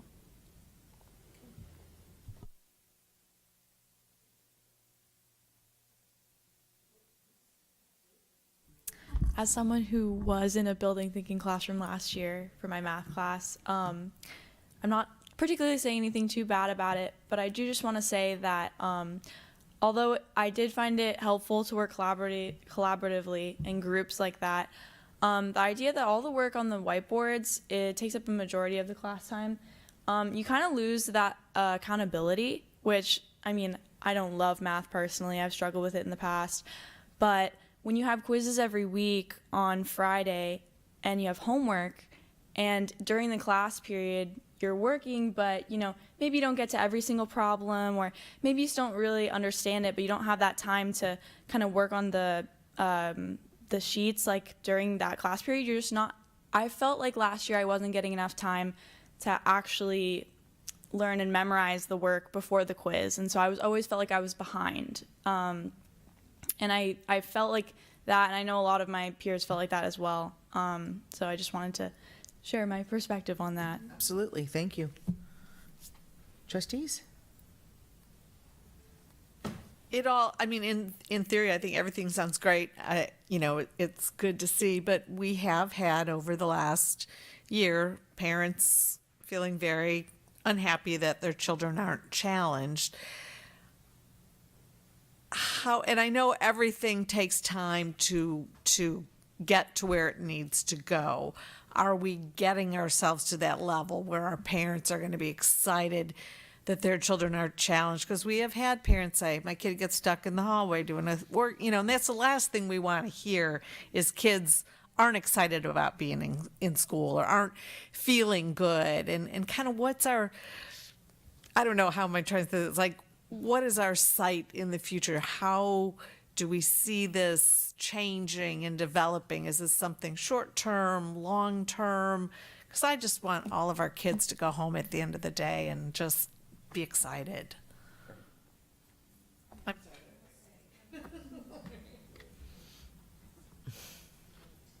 Yeah. Would you like us to respond to that, or? If you have a response, certainly. I mean, yes, but I don't. You can. Could you come a little closer to the microphone, please? I mean, I know that was kind of, but yeah, I just I mean, thinking and of I want to respect by parents responding, and- but at the same time, I mean, we could talk about this all night long. Right. So that said, I don't like how far do we want to take the conversation tonight? What's appropriate? I guess I'm asking that question. Yeah, I mean, I think that is a higher level conversation to be sure, and I'm not squelching the thought. I want to be clear about that, but we have to be mindful of the environment, or if they're prepared to give us the information as well that we're asking for. But you have a question. Okay. Well, I actually don't have a question. I wanted to say thank you for helping our organization really embrace and grow with BTC. I like that we are encouraging innovation and that we're getting sparkle in the eye, whether it's students and teachers. And as some of the questions that you've heard in the audience, and I don't know if you had a chance to read a letter that was submitted, we have ways to grow still, but I appreciate the learning, and I know that it's all going to go back to the right place, and how do we get better? So I just wanted to acknowledge the thank you, and I appreciate it. So. Yeah. I have one Thank more you, quick question that's kind of on the same breath of Trustee Wolf. So thank you for sharing the data that you did with us tonight. So I guess my question is, how in the next coming months, for the teachers that are involved in BTC and wanting to improve, how will they use the data and things that we've spoken about tonight to improve within the BTC model? What does staff development look like in the upcoming months, I guess? As we mentioned, we are always seeking feedback from any professional development that we do, any math alignment committee that we have, and seeing where are the teachers and what do they need from us next. So, for example, our next PD opportunity is on Monday when we have the teacher workday. It's completely voluntary. If they want to show up, if they don't want to, that's not a problem either. But in planning that day, we reached out to them and said, what is it that you need from us?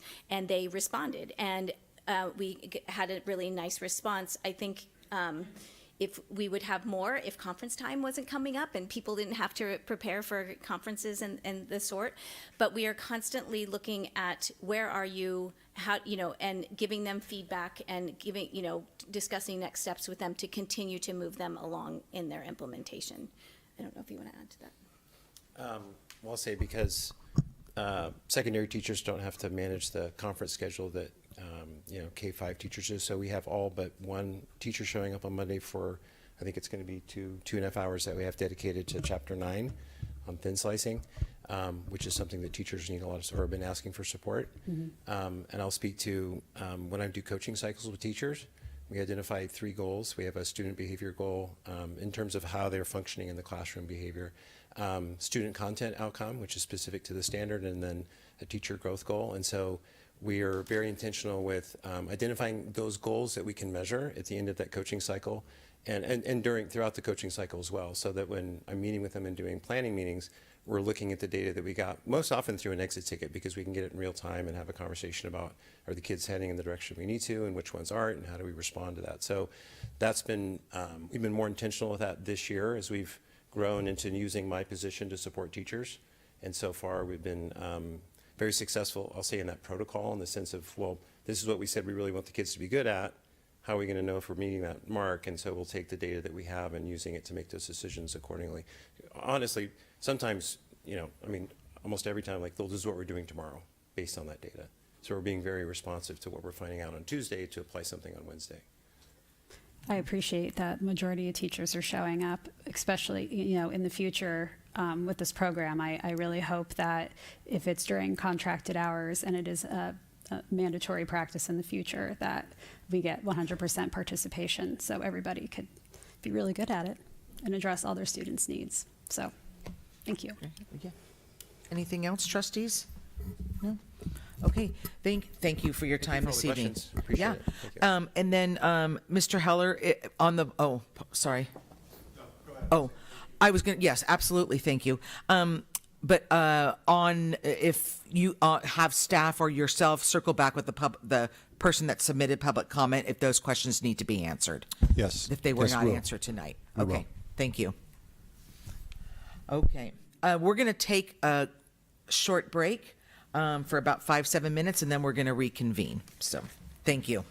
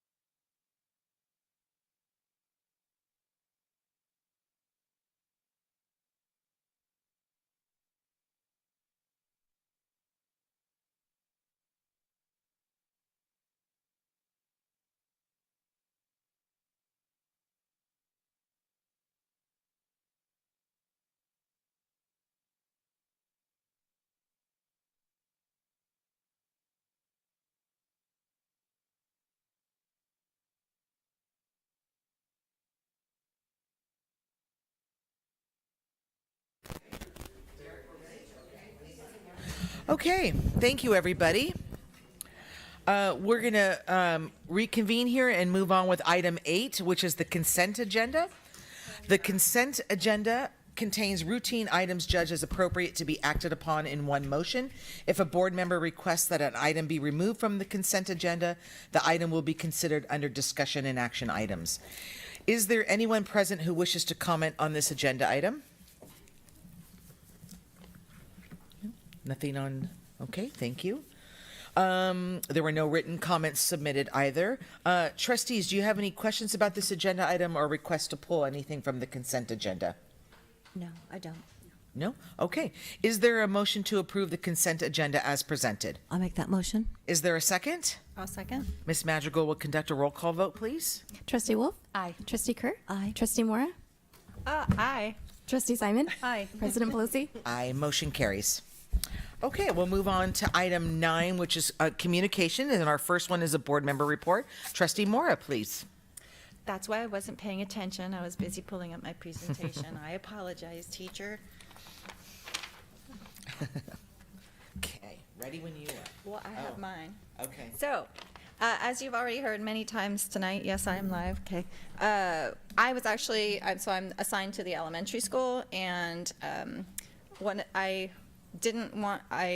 wanted to focus on something that we're doing across the organization. It turns out last Wednesday, St. Helena Elementary School hosted the Vertical Articulation Day for PLCs, so it was PLC at work, and it was a math focus. Lucky me. I'm going to just go ahead through my slides. Basically, slide number, oh, you want me to wait? I can talk to the slide.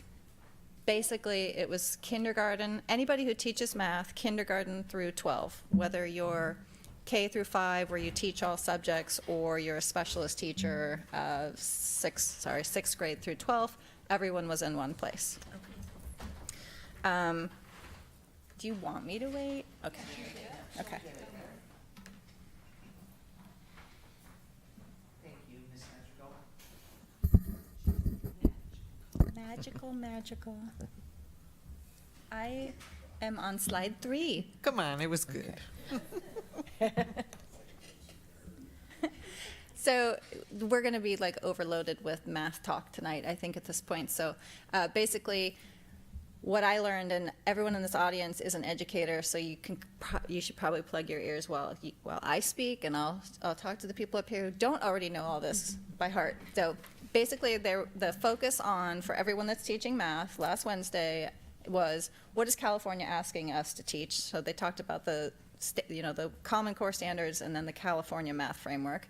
And then, which kind of blew my mind, is, well, what does St. Helena Unified prioritize within those standards? And I kind of had this perception that, well, you teach everything that you're supposed to teach in 4th grade, right? Because that's what the standards are for. Well, I guess the answer is no, because it's too much to get to. You know this too, sorry. So, and then the common questions were, what gaps are we seeing across learning gains? So when you get your teacher in 7th grade, they're seeing a gap in a standard that should have been taught, they assumed was taught earlier, and it's not. So it's encouraging those types of conversations. And then what grade do we teach the standards? Just talked about that. And then how do we teach? So like BTC, an example of how, well then it's also not just the BTC, which is on a vertical surface, but how are you actually teaching someone to solve an algebraic equation? Next slide. Oh, I was clicking my own slide deck. Sorry, are you going to click for me? Thank you. So this is just an example of, for 4th grade, the standards in California that all teachers are supposed to teach our students. So a green box, a full green box, is we have to teach it, just dumbing it down. The blue dot or blue box is we should be teaching it, but it's not going to be one of those core standards that everybody's going to know. And then the yellow I kind of see is like, if we can get to it, awesome. But that's my terminology. So then if we move on to the next slide, so that's the what we teach. And so when we walked into the room where they were doing this PLC at Work Day, if you look at one of the sheets, there's a red, orange, yellow, green, blue, purple, rainbow. The far left, the red, is kindergarten. All the way on the right was a 5th grade. then what the teachers walk through is what are the math standards from kindergarten all through the grades, and then talked about how they align and grow through those grades. So from basic addition, actually, sorry, I didn't zoom in to see if that's out at kindergarten, but then the picture on the right is, an example of they're talking about place value. And the conversations, as I was told, were rich around, well, you know what, this might have been a yellow box in 2nd grade, but can you please make it a blue box in 4th grade because it's a gap when they get to 5th grade. I totally made that scenario up, not real, but that's kind of the conversation around, we're seeing a gap when they get here for 7th grade skills. We see that the concept is supposed to be introduced in 3rd grade. Can you please turn it from yellow to blue so that we're growing that foundation earlier? And that's it for that slide. If you can move to the next one. So I also wanted to show that we are eating our own dog food. The teachers were also using the BTC Building Thinking Classrooms approach. They handed out the cards and did the random group alignment and broke out to the groups. And then it was how do we teach it? So the example, so I learned the terminology, first best instruction. So basically, what's the best way to teach so that the majority of your kids come out of your 30-day lesson understanding the concept? And I guess that's the exit ticket because they learned it. The example that I kind of thought through is teacher A, after 30 minutes, 9 out of 10 students understood the lesson. Teacher B came out of it with 5 out of 10 students understanding the lesson. So in their grade level meetings, they talk about that data and say, oh, well, how did you teach it? And they come up with the best way, the first best instruction, so that then teacher B is going to use the method that was more successful. That's just kind of the example that you can see that they were working on the solving algebraic questions, but there's a couple in there, percents. The other thing Mr. Heller talked about, I guess last month, was in these sessions, they find terminology that the math teachers need to use to have a common vocabulary. So especially if you think about our English learners, math is a different language for a lot of people, let alone if English is not your first language. So last month, I think you used the term that can math teachers please stop using the word unknown, solving for an unknown, can you please use variable? And so that is a change that was implemented maybe last month. But a new one that came out this time is in elementary school, they talk about, well, the answer is 1.6. And one of the secondary teachers said, oh, well, wait a minute. We're having to reteach students to say 1 6/10. Can you please stop saying 1.6 and instead teach people to say 1 6/10? Anyway, it's very exciting, I know. But anyway, the point is that it's just alignment, common terminology, and it's helping for students to be consistent. Okay, then next slide. Now, I just wanted to focus in a little bit, visiting a 3rd grade, 4th grade, and 5th grade classroom, just some pictures within there. You can go to the next one. This is a combo of 5th grade and 4th grade, but I just wanted to show, again, on the left side, every single vertical surface where they can put a whiteboard, they do. And again, you can see the randomized groups for the BTC approach for math. That was the 4th grade. And then on the right side, the 2 pictures were students, what could be more fun than drawing on your desks? Like, we got in trouble for that when we were in school, but they get to write on their desks and do the math, and it's just so much more engaging. And it was so quiet. They were all working not silently, but quietly and really engaged, which was great to see. So it was the BTC and the vertical space in action. And then the next slide, last one. This is actually an example of English. So this is a 4th grade class, and it was, what I appreciate seeing here, what you can't really see, is on the left side, the red on the bottom that says not yet. The yellow says almost. The green says got it. And then the blue is beyond. So this is, October, a month and a half into school. It's how do you feel identifying a theme in a reading or a passage. So this is an English example. I already said that. every student is given a dragon to color, so it doesn't have their name, but they identify their dragon based on what they colored. And the students go up and self-select where they are and if they're moving up, I assume not down, but moving up. So what I appreciate about this is, think about it in terms of the real world. When you start a new job, you're probably at a not yet, right? You learn the new skills, you're gonna move up to almost, and hopefully you're gonna get to got it. And when you get to the point where you're ready for a new challenge, you're up in the beyond, and guess what? Hopefully you're gonna get a promotion, and then you're gonna go back down to a not yet again, perhaps, right? So it really just kind of, I appreciate that the students are recognizing that this is a normal pattern, not only in learning, but in real life with jobs. And I like that they're not afraid to put their, it's not a name, but they are up there and moving between the grades. So it's just another way that we are teaching just, I guess, social emotional learning within the classroom. And that's it. All done. Thank you, Trustee Mora. That was Welcome. a nice insight into that, so thank you very much. Okay, pardon me one moment and go back to my agenda. Okay, my turn. Board President's report.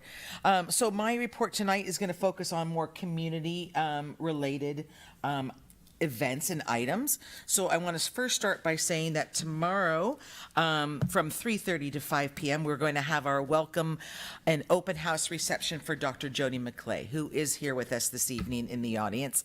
We hope all staff will join us. Community members have been invited as well and will take place in this building tomorrow. I know we'll be here as well. So I just wanted to officially invite community and all of our listeners this evening as well. The next event is the Harvest Festival coming up on October 19th, which takes place on Oak Street, right off of Main Street. It's from 10 to 4 p.m., and it always has a kids zone section on the elementary school. I'm assuming things haven't changed on that, so that will be still happening. We also have the Hispanic Heritage Night, which is October 17th. Do I have the right date? Is that, I'm sorry if I wrote down. Yes, October 17th at Carpi Field. Sorry, I wrote like one number in my notes here. And that will be out on Carpi Field. They're asking people to bring blankets and chairs. 5:30 there is a performance, and at 6 o'clock there's food and crafts for families to engage in. Then we have, then we're going to go into homecoming week at the high school. I know Sunny touched on this briefly, but homecoming week starts on October 21st. We have our fabulous hometown homecoming parade on October 25th on Main Street at 2 p.m., followed by the football game at 6 p.m. with the homecoming and royalty court announcement at the halftime. Next is, I want to highlight that we've got some high school tours available for community members to call the St. Helena High School office and make arrangements to see if there's space to tour the facility. We have one on November 6th at 5:30 p.m. and one in February 19th, 2025 at 5:30 p.m. It's a great way to see and tour the facility and meet some staff. And I think the last thing I want to highlight, and I'm sorry that Sunny's not here, just wanted to give her a little shout out and kudos to her article in the St. Helena Star that she wrote on the new troop number 24. Yes, 24. It's an all-girl troop. And yeah, that's great. So Sunny wrote a lovely article in the Star about it, and I wanted to give her props for her contribution and highlighting those group of girls. So that was great. And that should do it. So thank you very much, as always. Okay. Thank you. Okay, and then we're going to go on to Superintendent Subcommittee reports. And let's see, well, we can start, we'll just go through the very first one is the Ad Hoc Field Trip Committee that happened. So Trustee Kerr? Yes, bear with me. Okay, so our first we're going to have there's two meeting schedules. The first one was on Wednesday. Bear with me just for a second, I'm sorry.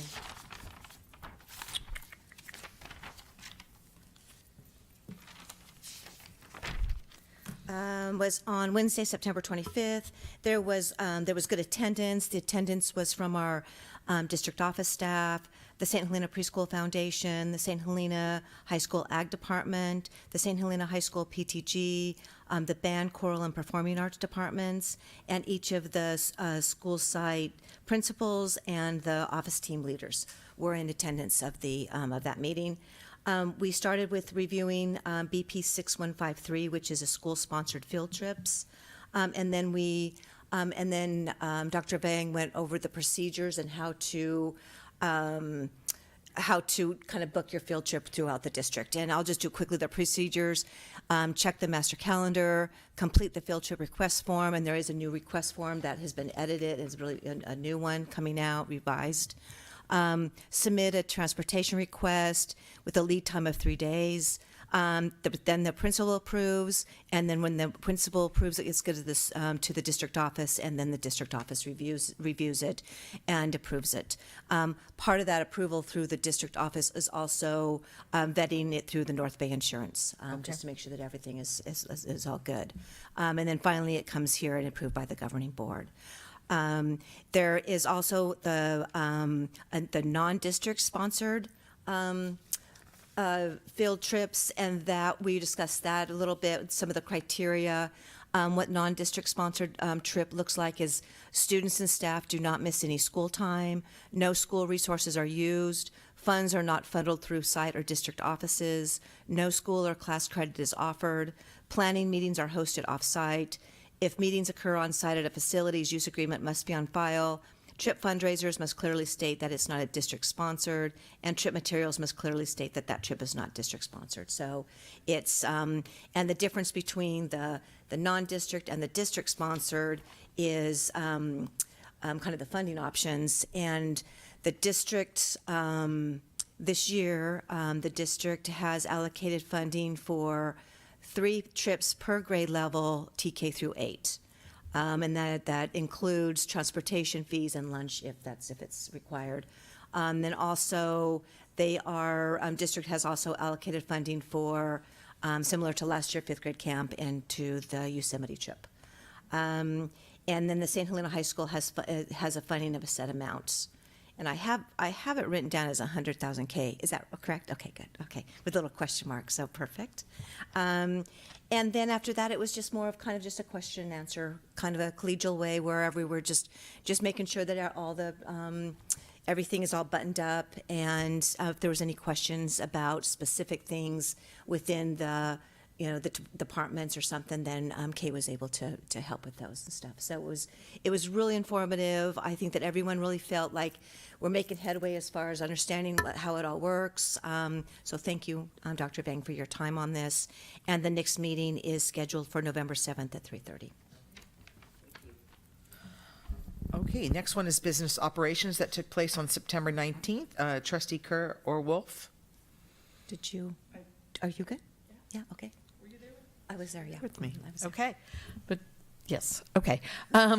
So we had another discussion on the different improvements that we need to be prioritizing, and the group kind of gave some thoughts as to what is really important, what we could accomplish, and Dr. Vang kind of shared how we can find some money to start a few of the projects, and we kind of came up with what we thought, things like fixing a roof, things that are really important at this point for our warm, safe, and dry. We also encouraged Dr. Vang to start buying lottery tickets, but no, I know we're having a session coming up to kind of study more, but Dr. Vang and our friends from all our different organizations from why can't I think of their name? Our building company, help me. Greystone West. Thank you. Are great at just kind of laying it all out there and telling us what we need to do. And I think it's a really good message because we have teachers and we have, I'm not sure we have parents maybe, but it's kind of getting out into the world that there's a lot to be done and we really need to figure out how to do this. So I think it's really good information sharing, and it's a daunting process, but one step at a time, I guess we have to work on it. So thank you for guiding us. Quick question. Does parent group representatives and like foundations sit on the business operations? I thought we had a foundation. I want to say We have Lisa. Lisa. Okay, so Yes. she's from the foundation, but Foundation, yeah. we don't have parent group presidents or anything like that on our treasurers or whatever the case may be. No. Okay. Okay, Coco's on there. Okay. All right. Thank you. That was just curious. Okay. You want to add anything else? Oh, yes, just for transparency, I was sitting in for Trustee Mora. Oh, that- okay. on that Okay. day. Thank you. Okay. The LCAP committee was on October 3rd. Trustee Mora, please. Yes. In that session, we went through our 3 goals for the district for this year. And then what we took is a list, I guess, of feedback from the end of last year of what, given that we redid our goals from 5 to 3 and changed the terminology around a little bit, the feedback collected was, what do you think we might have missed in the new goals? And do we need to add something back in? It was a little difficult out of context and having been so long ago to try to do that. At least that's how I felt. But what we tried to do is then move into, we tried to identify those and where we needed to change terminology or add things. But then what we focused on was already in the school year are the things that you think that we are doing well or on track to do to make a difference in some of those goals. And then where do you think we still have to spend some time focusing? And there was some discussion on whether the bullets are they're too high level to really say that there's obviously a lot of sub-actions that have to be on a lot of them. So it was kind of difficult to say that, yes, we've made progress on some, but some of them were very clear. So Okay. we just have more vetting work to do, I think, in that committee for how we hold ourselves accountable for making progress. Okay. All right. Thank you. And then we had Monrovia on October 3rd. Trustee Simon. This was a busy month for all of us. Mine will be short and sweet. We had a very intimate meeting with just 3 of us in the meeting. So our rep for District 3, Napa County Board of Supervisors, Ann Cottrell, and Billy Summers, St. Helena City Council member, were in attendance. And right now we're just in the collecting phase. We're trying to see how all of our organizations can come together to provide additional services, more preventative mental health services for students. I already explained to the members at the Monrovia meeting that the abundance of support that we give to our students, either in class or with our partnership with Up Valley and our counselors. So the conversation was steered more of how possibly the city can support its youth citizens in more preventative support. We don't know what that looks like yet, but we're all going to our different entities and gaining, just doing some research, and then we'll come back. And thank you, Mr. Heller, for answering my questions so quickly that I had to bring back to the next Monrovia meeting. And thank you for staff participation in answering those. So thank you. So more to come. Okay, thank you so much. Okay, we're going to move on to number D, which is the St. Helena Teachers Association report to the board. I believe Mr. Blasingame is here this evening. Thank you.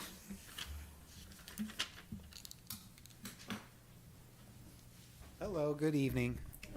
I'm Evan Blasingame. I'm filling in for Mr. Lulsdorf this evening on rather short notice. I haven't made a SHTA presentation to the board. I thought I had a pretty good one, but President Pelosi already stole most of my stuff. Good job. Multiple schools are working on the Fiesta de Octubre. We have teachers from the primary school and the elementary school and even the high school. Everybody's kind of pitching in. We have avid students from the high school going to that, and our specialists have been working especially hard. And again, that's next Thursday, 5:30. Over at the high school, we are done with the first quarter tomorrow. It's hard to believe how quickly this year is going by. Even the students are blown away by it. They're like, what? It's already a quarter of the way through the year? Yes, it is. Monday we have a teacher work day. We have a meeting we're doing in the morning and the afternoon. Teachers are going to be very busy finishing up the final grades and papers for that. And as President Pelosi said, we're getting ready for homecoming. They've picked a general float theme of Under the Lights, and it's pretty fun. I'm advising the sophomore class. I did freshmen last year, how they're picking their themes and what they want to do and getting the trailers ready. And it's really fun to watch how much better they get at it from freshman year. We've also been working very hard on the PLCs every week. I've enjoyed working with my colleagues in the social science department, kind of threading the common standards over the grades, like what fits from freshman year to sophomore year to junior year to senior year. And we're making a really rapid progress on that, actually. Let's see, they had, I think all the homecoming court reps are in. I can't remember everybody who won, but I'm sure you can hear about it from the kids. And that's about all I have. Thank you all. Thank you so much for being here and for being patient and waiting as well. I appreciate that. Go Saints. Okay, and then we have the next one, which is the California School Employees Association, CSEA, report to the board, but perhaps not this evening. Okay. All right. And then trustees, we do, as always, we are the recipients of these wonderful communications from our principals. So items 9F, G, H, and I are our written reports. And as always, principals, we thank you very much for including those, including the links to your newsletters as well. We do appreciate that as well. So thank you for that. Okay, we'll move on to item 10A, which is the written report on parent trainings for the 2024-25 school year. This is also a written report. Is there any public comment on this agenda item? I keep looking for, you're over there. So there no public, okay. I know, I'm like, where'd she go? Trustees, any questions on this agenda item? No, I don't. Okay. I think one of the questions that I know we've talked about is internally as well. I just think it's important for our listeners and our viewing audience. Where will all these amazing events coming up, where are they advertised, and how will our community and parents know about these events? If Mr. Heller, would you be so kind as to take that? Actually, I'll give our opportunity to our Director of Community okay, Engagements, Lene, to come up and talk about those methods of delivery. Thank you so much. Hello, good evening, everyone. I'm Selene Robledo. I created this report for everyone so that you are all aware of our different workshops and trainings that we will be having for our parents and families. I want to point out the first training. We collaborated with Up Valley Family Centers and our SRO, and we had 21 individuals in this training, which is something that in the past, we have not had such great attendance. So we had 15 parents and 6 students show up. It was a very interactive workshop. Everyone was asking questions. We had great conversations. And there was a variety of different parents from primary all the way up to St. Helena High School. So we were very happy, and that's us at the end. Just very happy about the event. Zooming in. That's great. Yeah. So the way that I am communicating with parents is through Parent Square. Okay. Email. I am texting parents. I am calling parents. They are receiving a lot of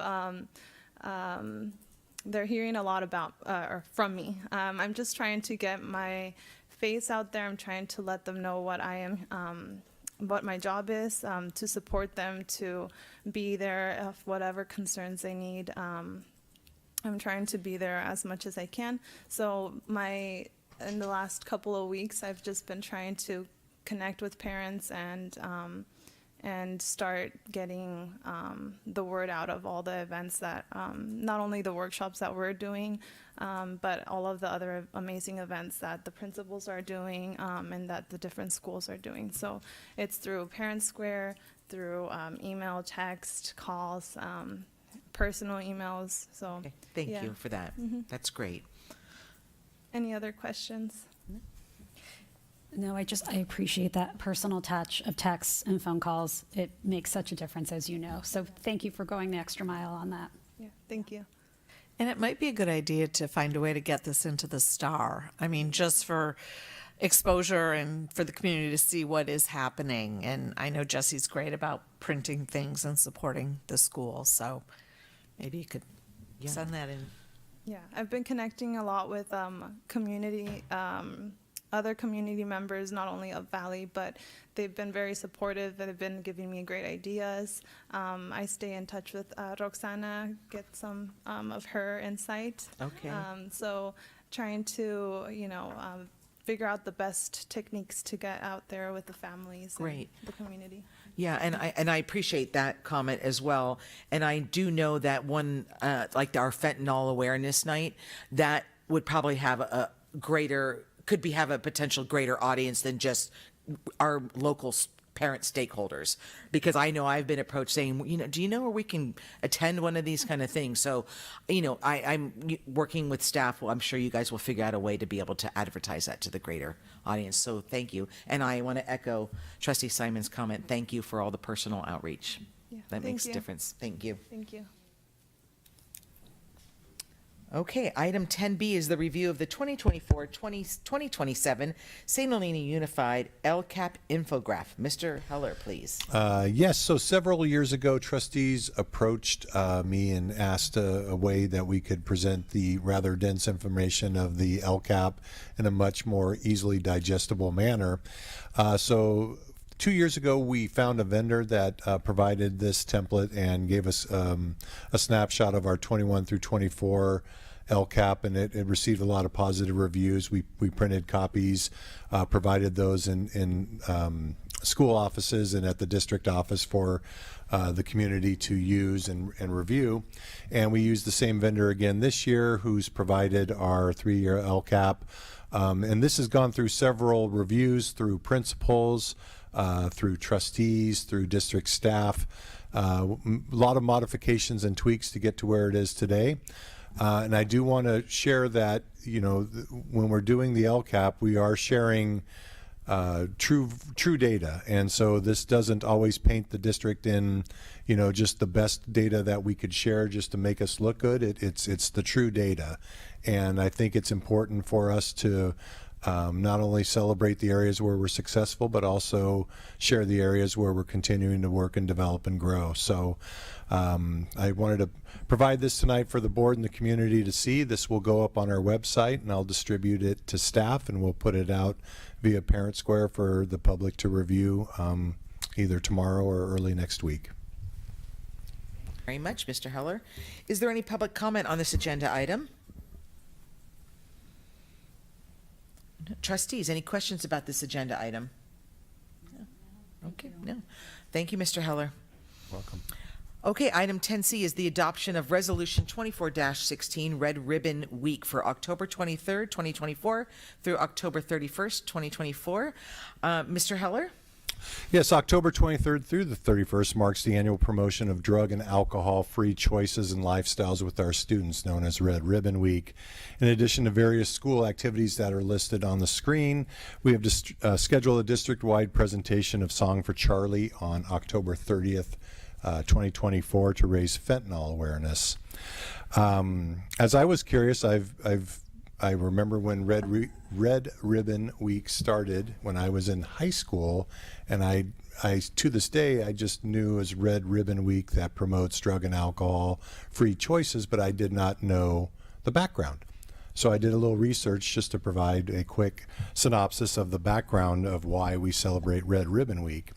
And it began after the death of Drug Enforcement Administration Special Agent Enrique Kiki Carmena, who in 1985 was brutally murdered by drug traffickers he was investigating in Mexico. After his death, the people wanted to honor his sacrifice, and local celebrations began here in California, where he grew up. The summer of 1985 saw a surge in national interest in the memory of Carmena and the problems of rampant drug abuse. This continued through the Virginia Federation of Parents and Illinois Drug Education Alliance, and they called on every American to wear red ribbons to symbolize their commitment to help reduce the demand for drugs in their communities.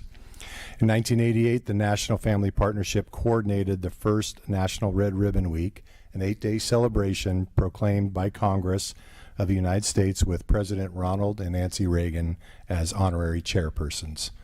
So just a quick little reason why we do this and why we wear red ribbons, I think is important to have that context as well. So I don't know who's going to read the. Well, Trustee Wolf is going to read the resolution, but Excellent. thank you for providing Yes. that. It is good to You're know the welcome. why, absolutely. So with that, Trustee Wolf, if you'd be so kind as to read the resolution. I shall. So recognize and support It's hard. Red Ribbon Week from October 23rd to the 31st, 2024. Resolution number 24-16. Whereas the governing board of the St. Helena Unified School District values the health and safety of all individuals, and whereas alcohol and drug abuse affect individuals, families, and communities across the nation, causing untold harm to the physical, emotional, and social well-being of all who are touched by the crisis, and whereas the destructive influence of drug abuse is not confined to the individuals who engage in it, but extends to their families, their communities, and society at large. And whereas visible, unified efforts by community members must be launched to prevent drug abuse and its associated social ills. And whereas Red Ribbon Week, celebrated annually from October 23rd to the 31st, offers citizens the opportunity to demonstrate their commitment to a drug-free lifestyles, thereby promoting the well-being of our community and the nation. And whereas the theme for Red Ribbon Week in 2024 is Life is a Movie, Film Drug-Free, serves as a powerful reminder that ordinary Americans nationwide contribute significantly to their communities every day by embracing a drug-free lifestyle. And whereas during Red Ribbon Week, businesses, government agencies, law enforcement departments, media outlets, healthcare providers, religious institutions, schools, and other community-based organizations will demonstrate their commitment to healthy, drug-free lifestyles by wearing red ribbons and participating in various drug prevention activities. And whereas these coordinated efforts serve not only as a symbol of personal commitment to a drug-free lifestyle, but also as a public pledge to contribute to drug prevention efforts throughout the year. Now, therefore, be it resolved by the St. Helena Unified School District that we hereby proclaim our support for Red Ribbon Week from October 23rd to 31st, 2024, and encourage all members of our community to participate in the drug prevention activities and to live a drug-free life in keeping with this year's theme, Life is a Movie, Film Drug-Free. Be it further resolved that this resolution be distributed widely to all schools, organizations, and other community partners in our district to support and promote the promotion in Red Ribbon Week. Thank you very much. Is there anyone present or participating via Zoom who would like to publicly comment on this agenda item? Trustees, any questions about this agenda item? Okay. I was just saying. No. No. I don't have a question. But I was going to say I did attend the Song for Charlie several months ago, or Sean and I were there at the Cameo, and it is so powerful. I hope everyone in this community comes, and so eye-opening because your thought was, oh, these are people that live in the streets and and it was, I was kind of just so overwhelmed by it, and I do hope that the word gets out and parents come and see what it was about. Really well done. Thank you. Is there a motion to approve adopting Resolution 24-16 as presented? I'll make that motion. Is there a second? I'll second. Ms. Madrigal will conduct a roll call vote. Trustee Wolf? Aye. Trustee Kerr? Aye. Trustee Mora? Aye. Trustee Simon? Aye. President Pelosi? Aye. Motion carries. Okay, item 11 is facilities, and item A is public hearing to finalize conveyance of an easement for utility purposes. Excuse me. So this is a public hearing, and so the public hearing for finalizing the conveyance of an easement for utility purposes is now open at 8:22 p.m. I gotta do that. Comments during this public hearing should be limited to the conveyance of an easement for utility purposes. It is our goal to hear from all of those who wish to be heard. We now invite members of the audience to address the Board of Trustees. The hearing will stay open for a minimum of at least 1 minute. Oh boy. Let me just have a sip of water.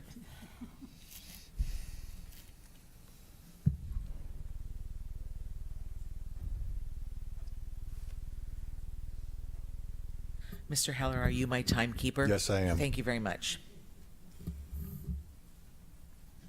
It's right here. I cannot.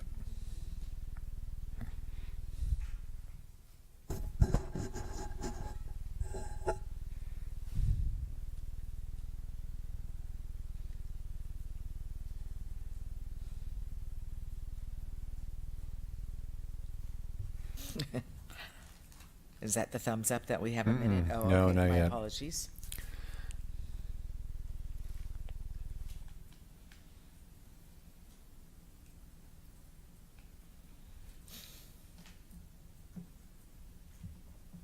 Thank you. The governing board has not heard any comments or concerns at this time. The public hearing is now closed at 8:24 p.m. Trustees, any questions about the conveyance of an easement for utility purposes? No, there is not. So now with that, do we just take a vote? I'm sorry that or does Dr. Vang need to speak to it first? That'll be on the next agenda. Okay, item. so we're just going to stop right there, and now we're going to go on to the next one. Okay, which is item B: review and approve the resolution 24-14 for the conveyance of an easement in real property for utility purposes. Dr. Vang, please. Thank you, President Pelosi. So during the September board agenda, the board had approved Resolution 2413, declaring the district's intent to convey an easement to PG&E for our EV bus infrastructure project. As you know, we've got 2 electric buses, and now we're working on the infrastructure. So for this particular agenda item, the board is asked to consider the adoption of Resolution 2414, conveyance of an easement for utility purposes, as we'll need PG&E support in getting our utilities up and running for this particular project. Thank you. Thank you. Is there anyone present or participating via Zoom who wishes to publicly comment on this agenda item? Trustees, any questions about this agenda item? No questions. No. Okay. Is there a motion to approve adopting Resolution 24-14 as presented? I'll make that motion. Is there a second? I'll second. Ms. Madrigal will conduct a roll call vote, please. Trustee Wolf? Aye. Trustee Kerr? Aye. Trustee Mora? Aye. Trustee Simon? Aye. President Pelosi? Aye. Motion carried. Item 11C is adoption of Resolution 24-17 declaring an emergency pursuant to Public Contract Code Sections 1102 and 20113. Dr. Vang, please. Thank you. Recently, we had a gas leak that resulted in our maintenance department shutting off the gas to the St. Helena High School. And I'm asking the board, after the fact, to adopt this resolution 2417 so that we had an emergency, we've done the repairs, we're good to go, but this is part of our procedure. Thank you. Thank you. Is there anyone present or participating via Zoom who would like to publicly comment on this agenda item? Okay. Trustees, any questions about this agenda item? Okay. Is there a motion to approve the adoption of Resolution 24-17? Excuse me. Did you have a question? No. Oh, I'm excuse sorry. me. I'm sorry. Okay. Oh, okay. Go ahead, please. Okay. Thank you for no thinking worries. of me. Is there a motion to approve the adoption of Resolution 24-17 as presented? I'll make that motion. Is there a second? I'll second the motion. Ms. Madrigal will conduct a roll call vote. Trustee Wolf? Aye. Trustee Kerr? Aye. Trustee Mora? Aye. Trustee Simon? Aye. President Pelosi? Aye. Motion carried. Item 12 is board-related items in a number A. I said that last time. It's not number A. I cannot say that in an educational institution. It's the request to accept gifts, donations, or earmarked funds. And I'm going to ask Trustee Kerr to read the list of donations, please. I'd be happy to. Thank you. The board is asked to accept with gratitude the following donations. Robert Louis Stevenson received a donation of $1 million from an anonymous donor for the Robert Louis Stevenson Track Project. What I have to say with this is we could not have done it without it. We could not have done it We without that. absolutely could not have. Absolutely could not have done it. So we're so appreciative. And not only for this donation, but all of the donations that we've received from our community. Yes, absolutely. Yes, thank you. Thank you, anonymous donor. We very grateful. Yeah, anonymous donor, but yeah, I've spent many hours at the track for the RLS co-ed soccer games, and it is a pleasure to be there. And so I just also want to say thank you because I'm utilizing it myself. Great. It's beautiful. It's amazing. Is there anyone participating or via Zoom or present who would like to publicly comment on this agenda item? Okay, and trustees, no, I know it was a comment, but are there any questions or, okay, all right. Is there a motion to approve the gifts, donations, or earmarked funds as presented? I'll make that motion. Is there a second? I'll second. Ms. Madrigal will conduct a roll call vote, please. Trustee Wolf. Aye. Trustee Kerr. Aye. Trustee Mora. Aye. Trustee Simon. Aye. President Pelosi. Aye, motion carries. Thank you.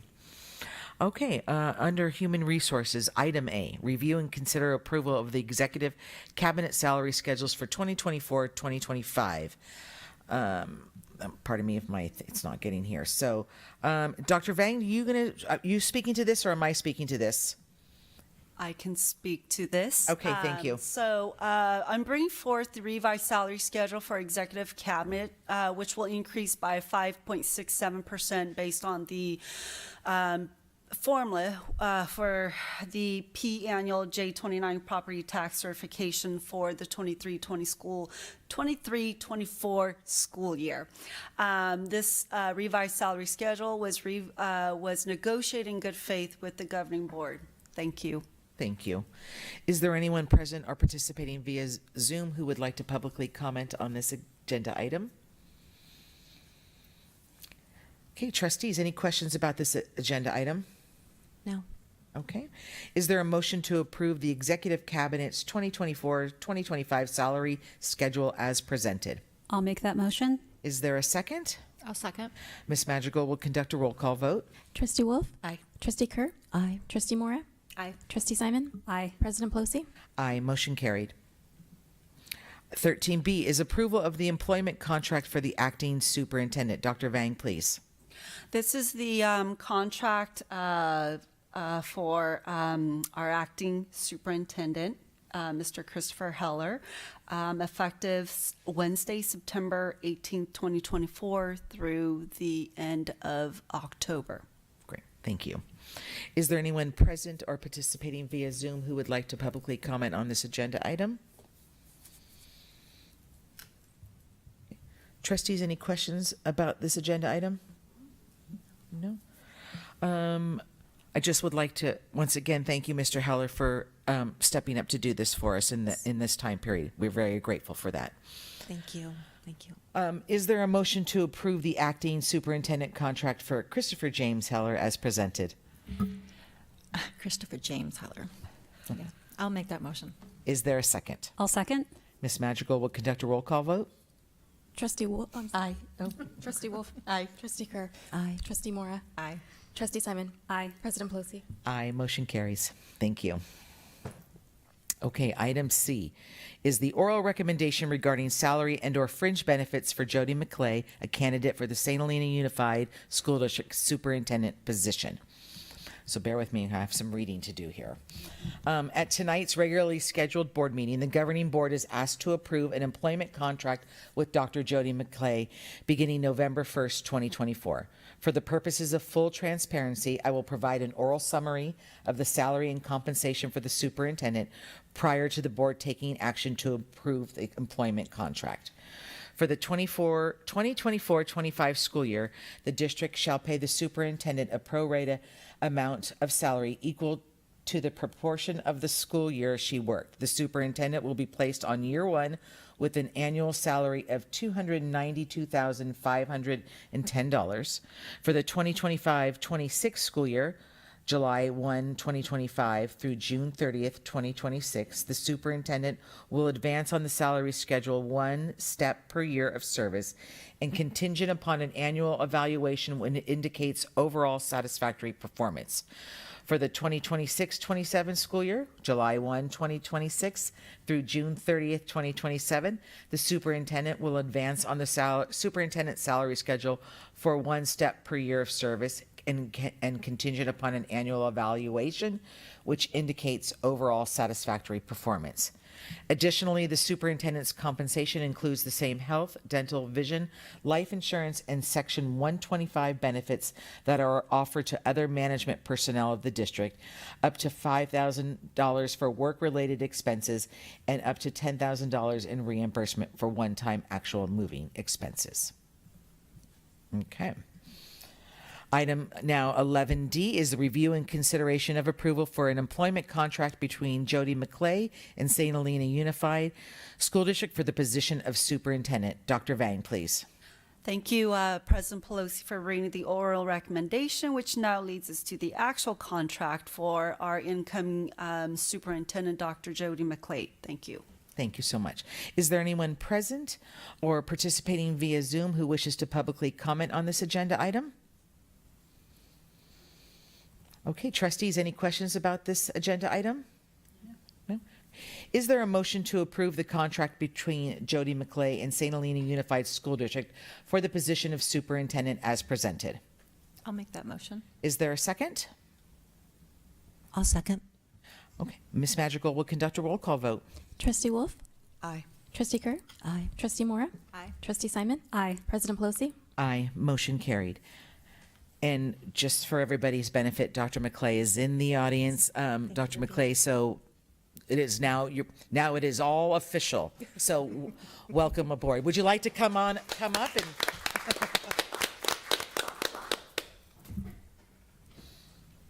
thank you for being here. Wouldn't miss it for the world. So thank you. I will be brief. You all have to be exhausted. So I will just say that I am incredibly honored. I'm incredibly humbled by this opportunity to join such an amazing team. Everybody I've met thus far, from the board to teachers and principals and classified staff, community members, have just been so incredibly welcoming, and also, and I would say more importantly, so focused on what is really important about the work that we do. And I think that's evidenced by your agenda tonight. Every report had to do with some of the amazing things that are going on for kids and making sure that we are meeting all of their needs and coming up with as many opportunities as we can. And so that is just, like I said, I'm honored, I'm humbled, I am incredibly excited. My family did ask me to share. They are watching online. Great. They tried to thousands of viewers. They tried to move mountains to be here. My youngest daughter is in medical school out of state. She has a very important exam tomorrow in gastroenterology. I hope I said that correctly. But she's tuning in from afar. And my oldest daughter, son-in-law, and 2 grandbabies are just over the other side of the hill. And I've been sitting here trying to figure out, I think it's that way. Yeah. Santa Rosa? Am I close? Yeah. Yeah. And of course, it's long past the bedtime for the 2 grandbabies, so they weren't able to make it this evening. But I assure you, you will be meeting them.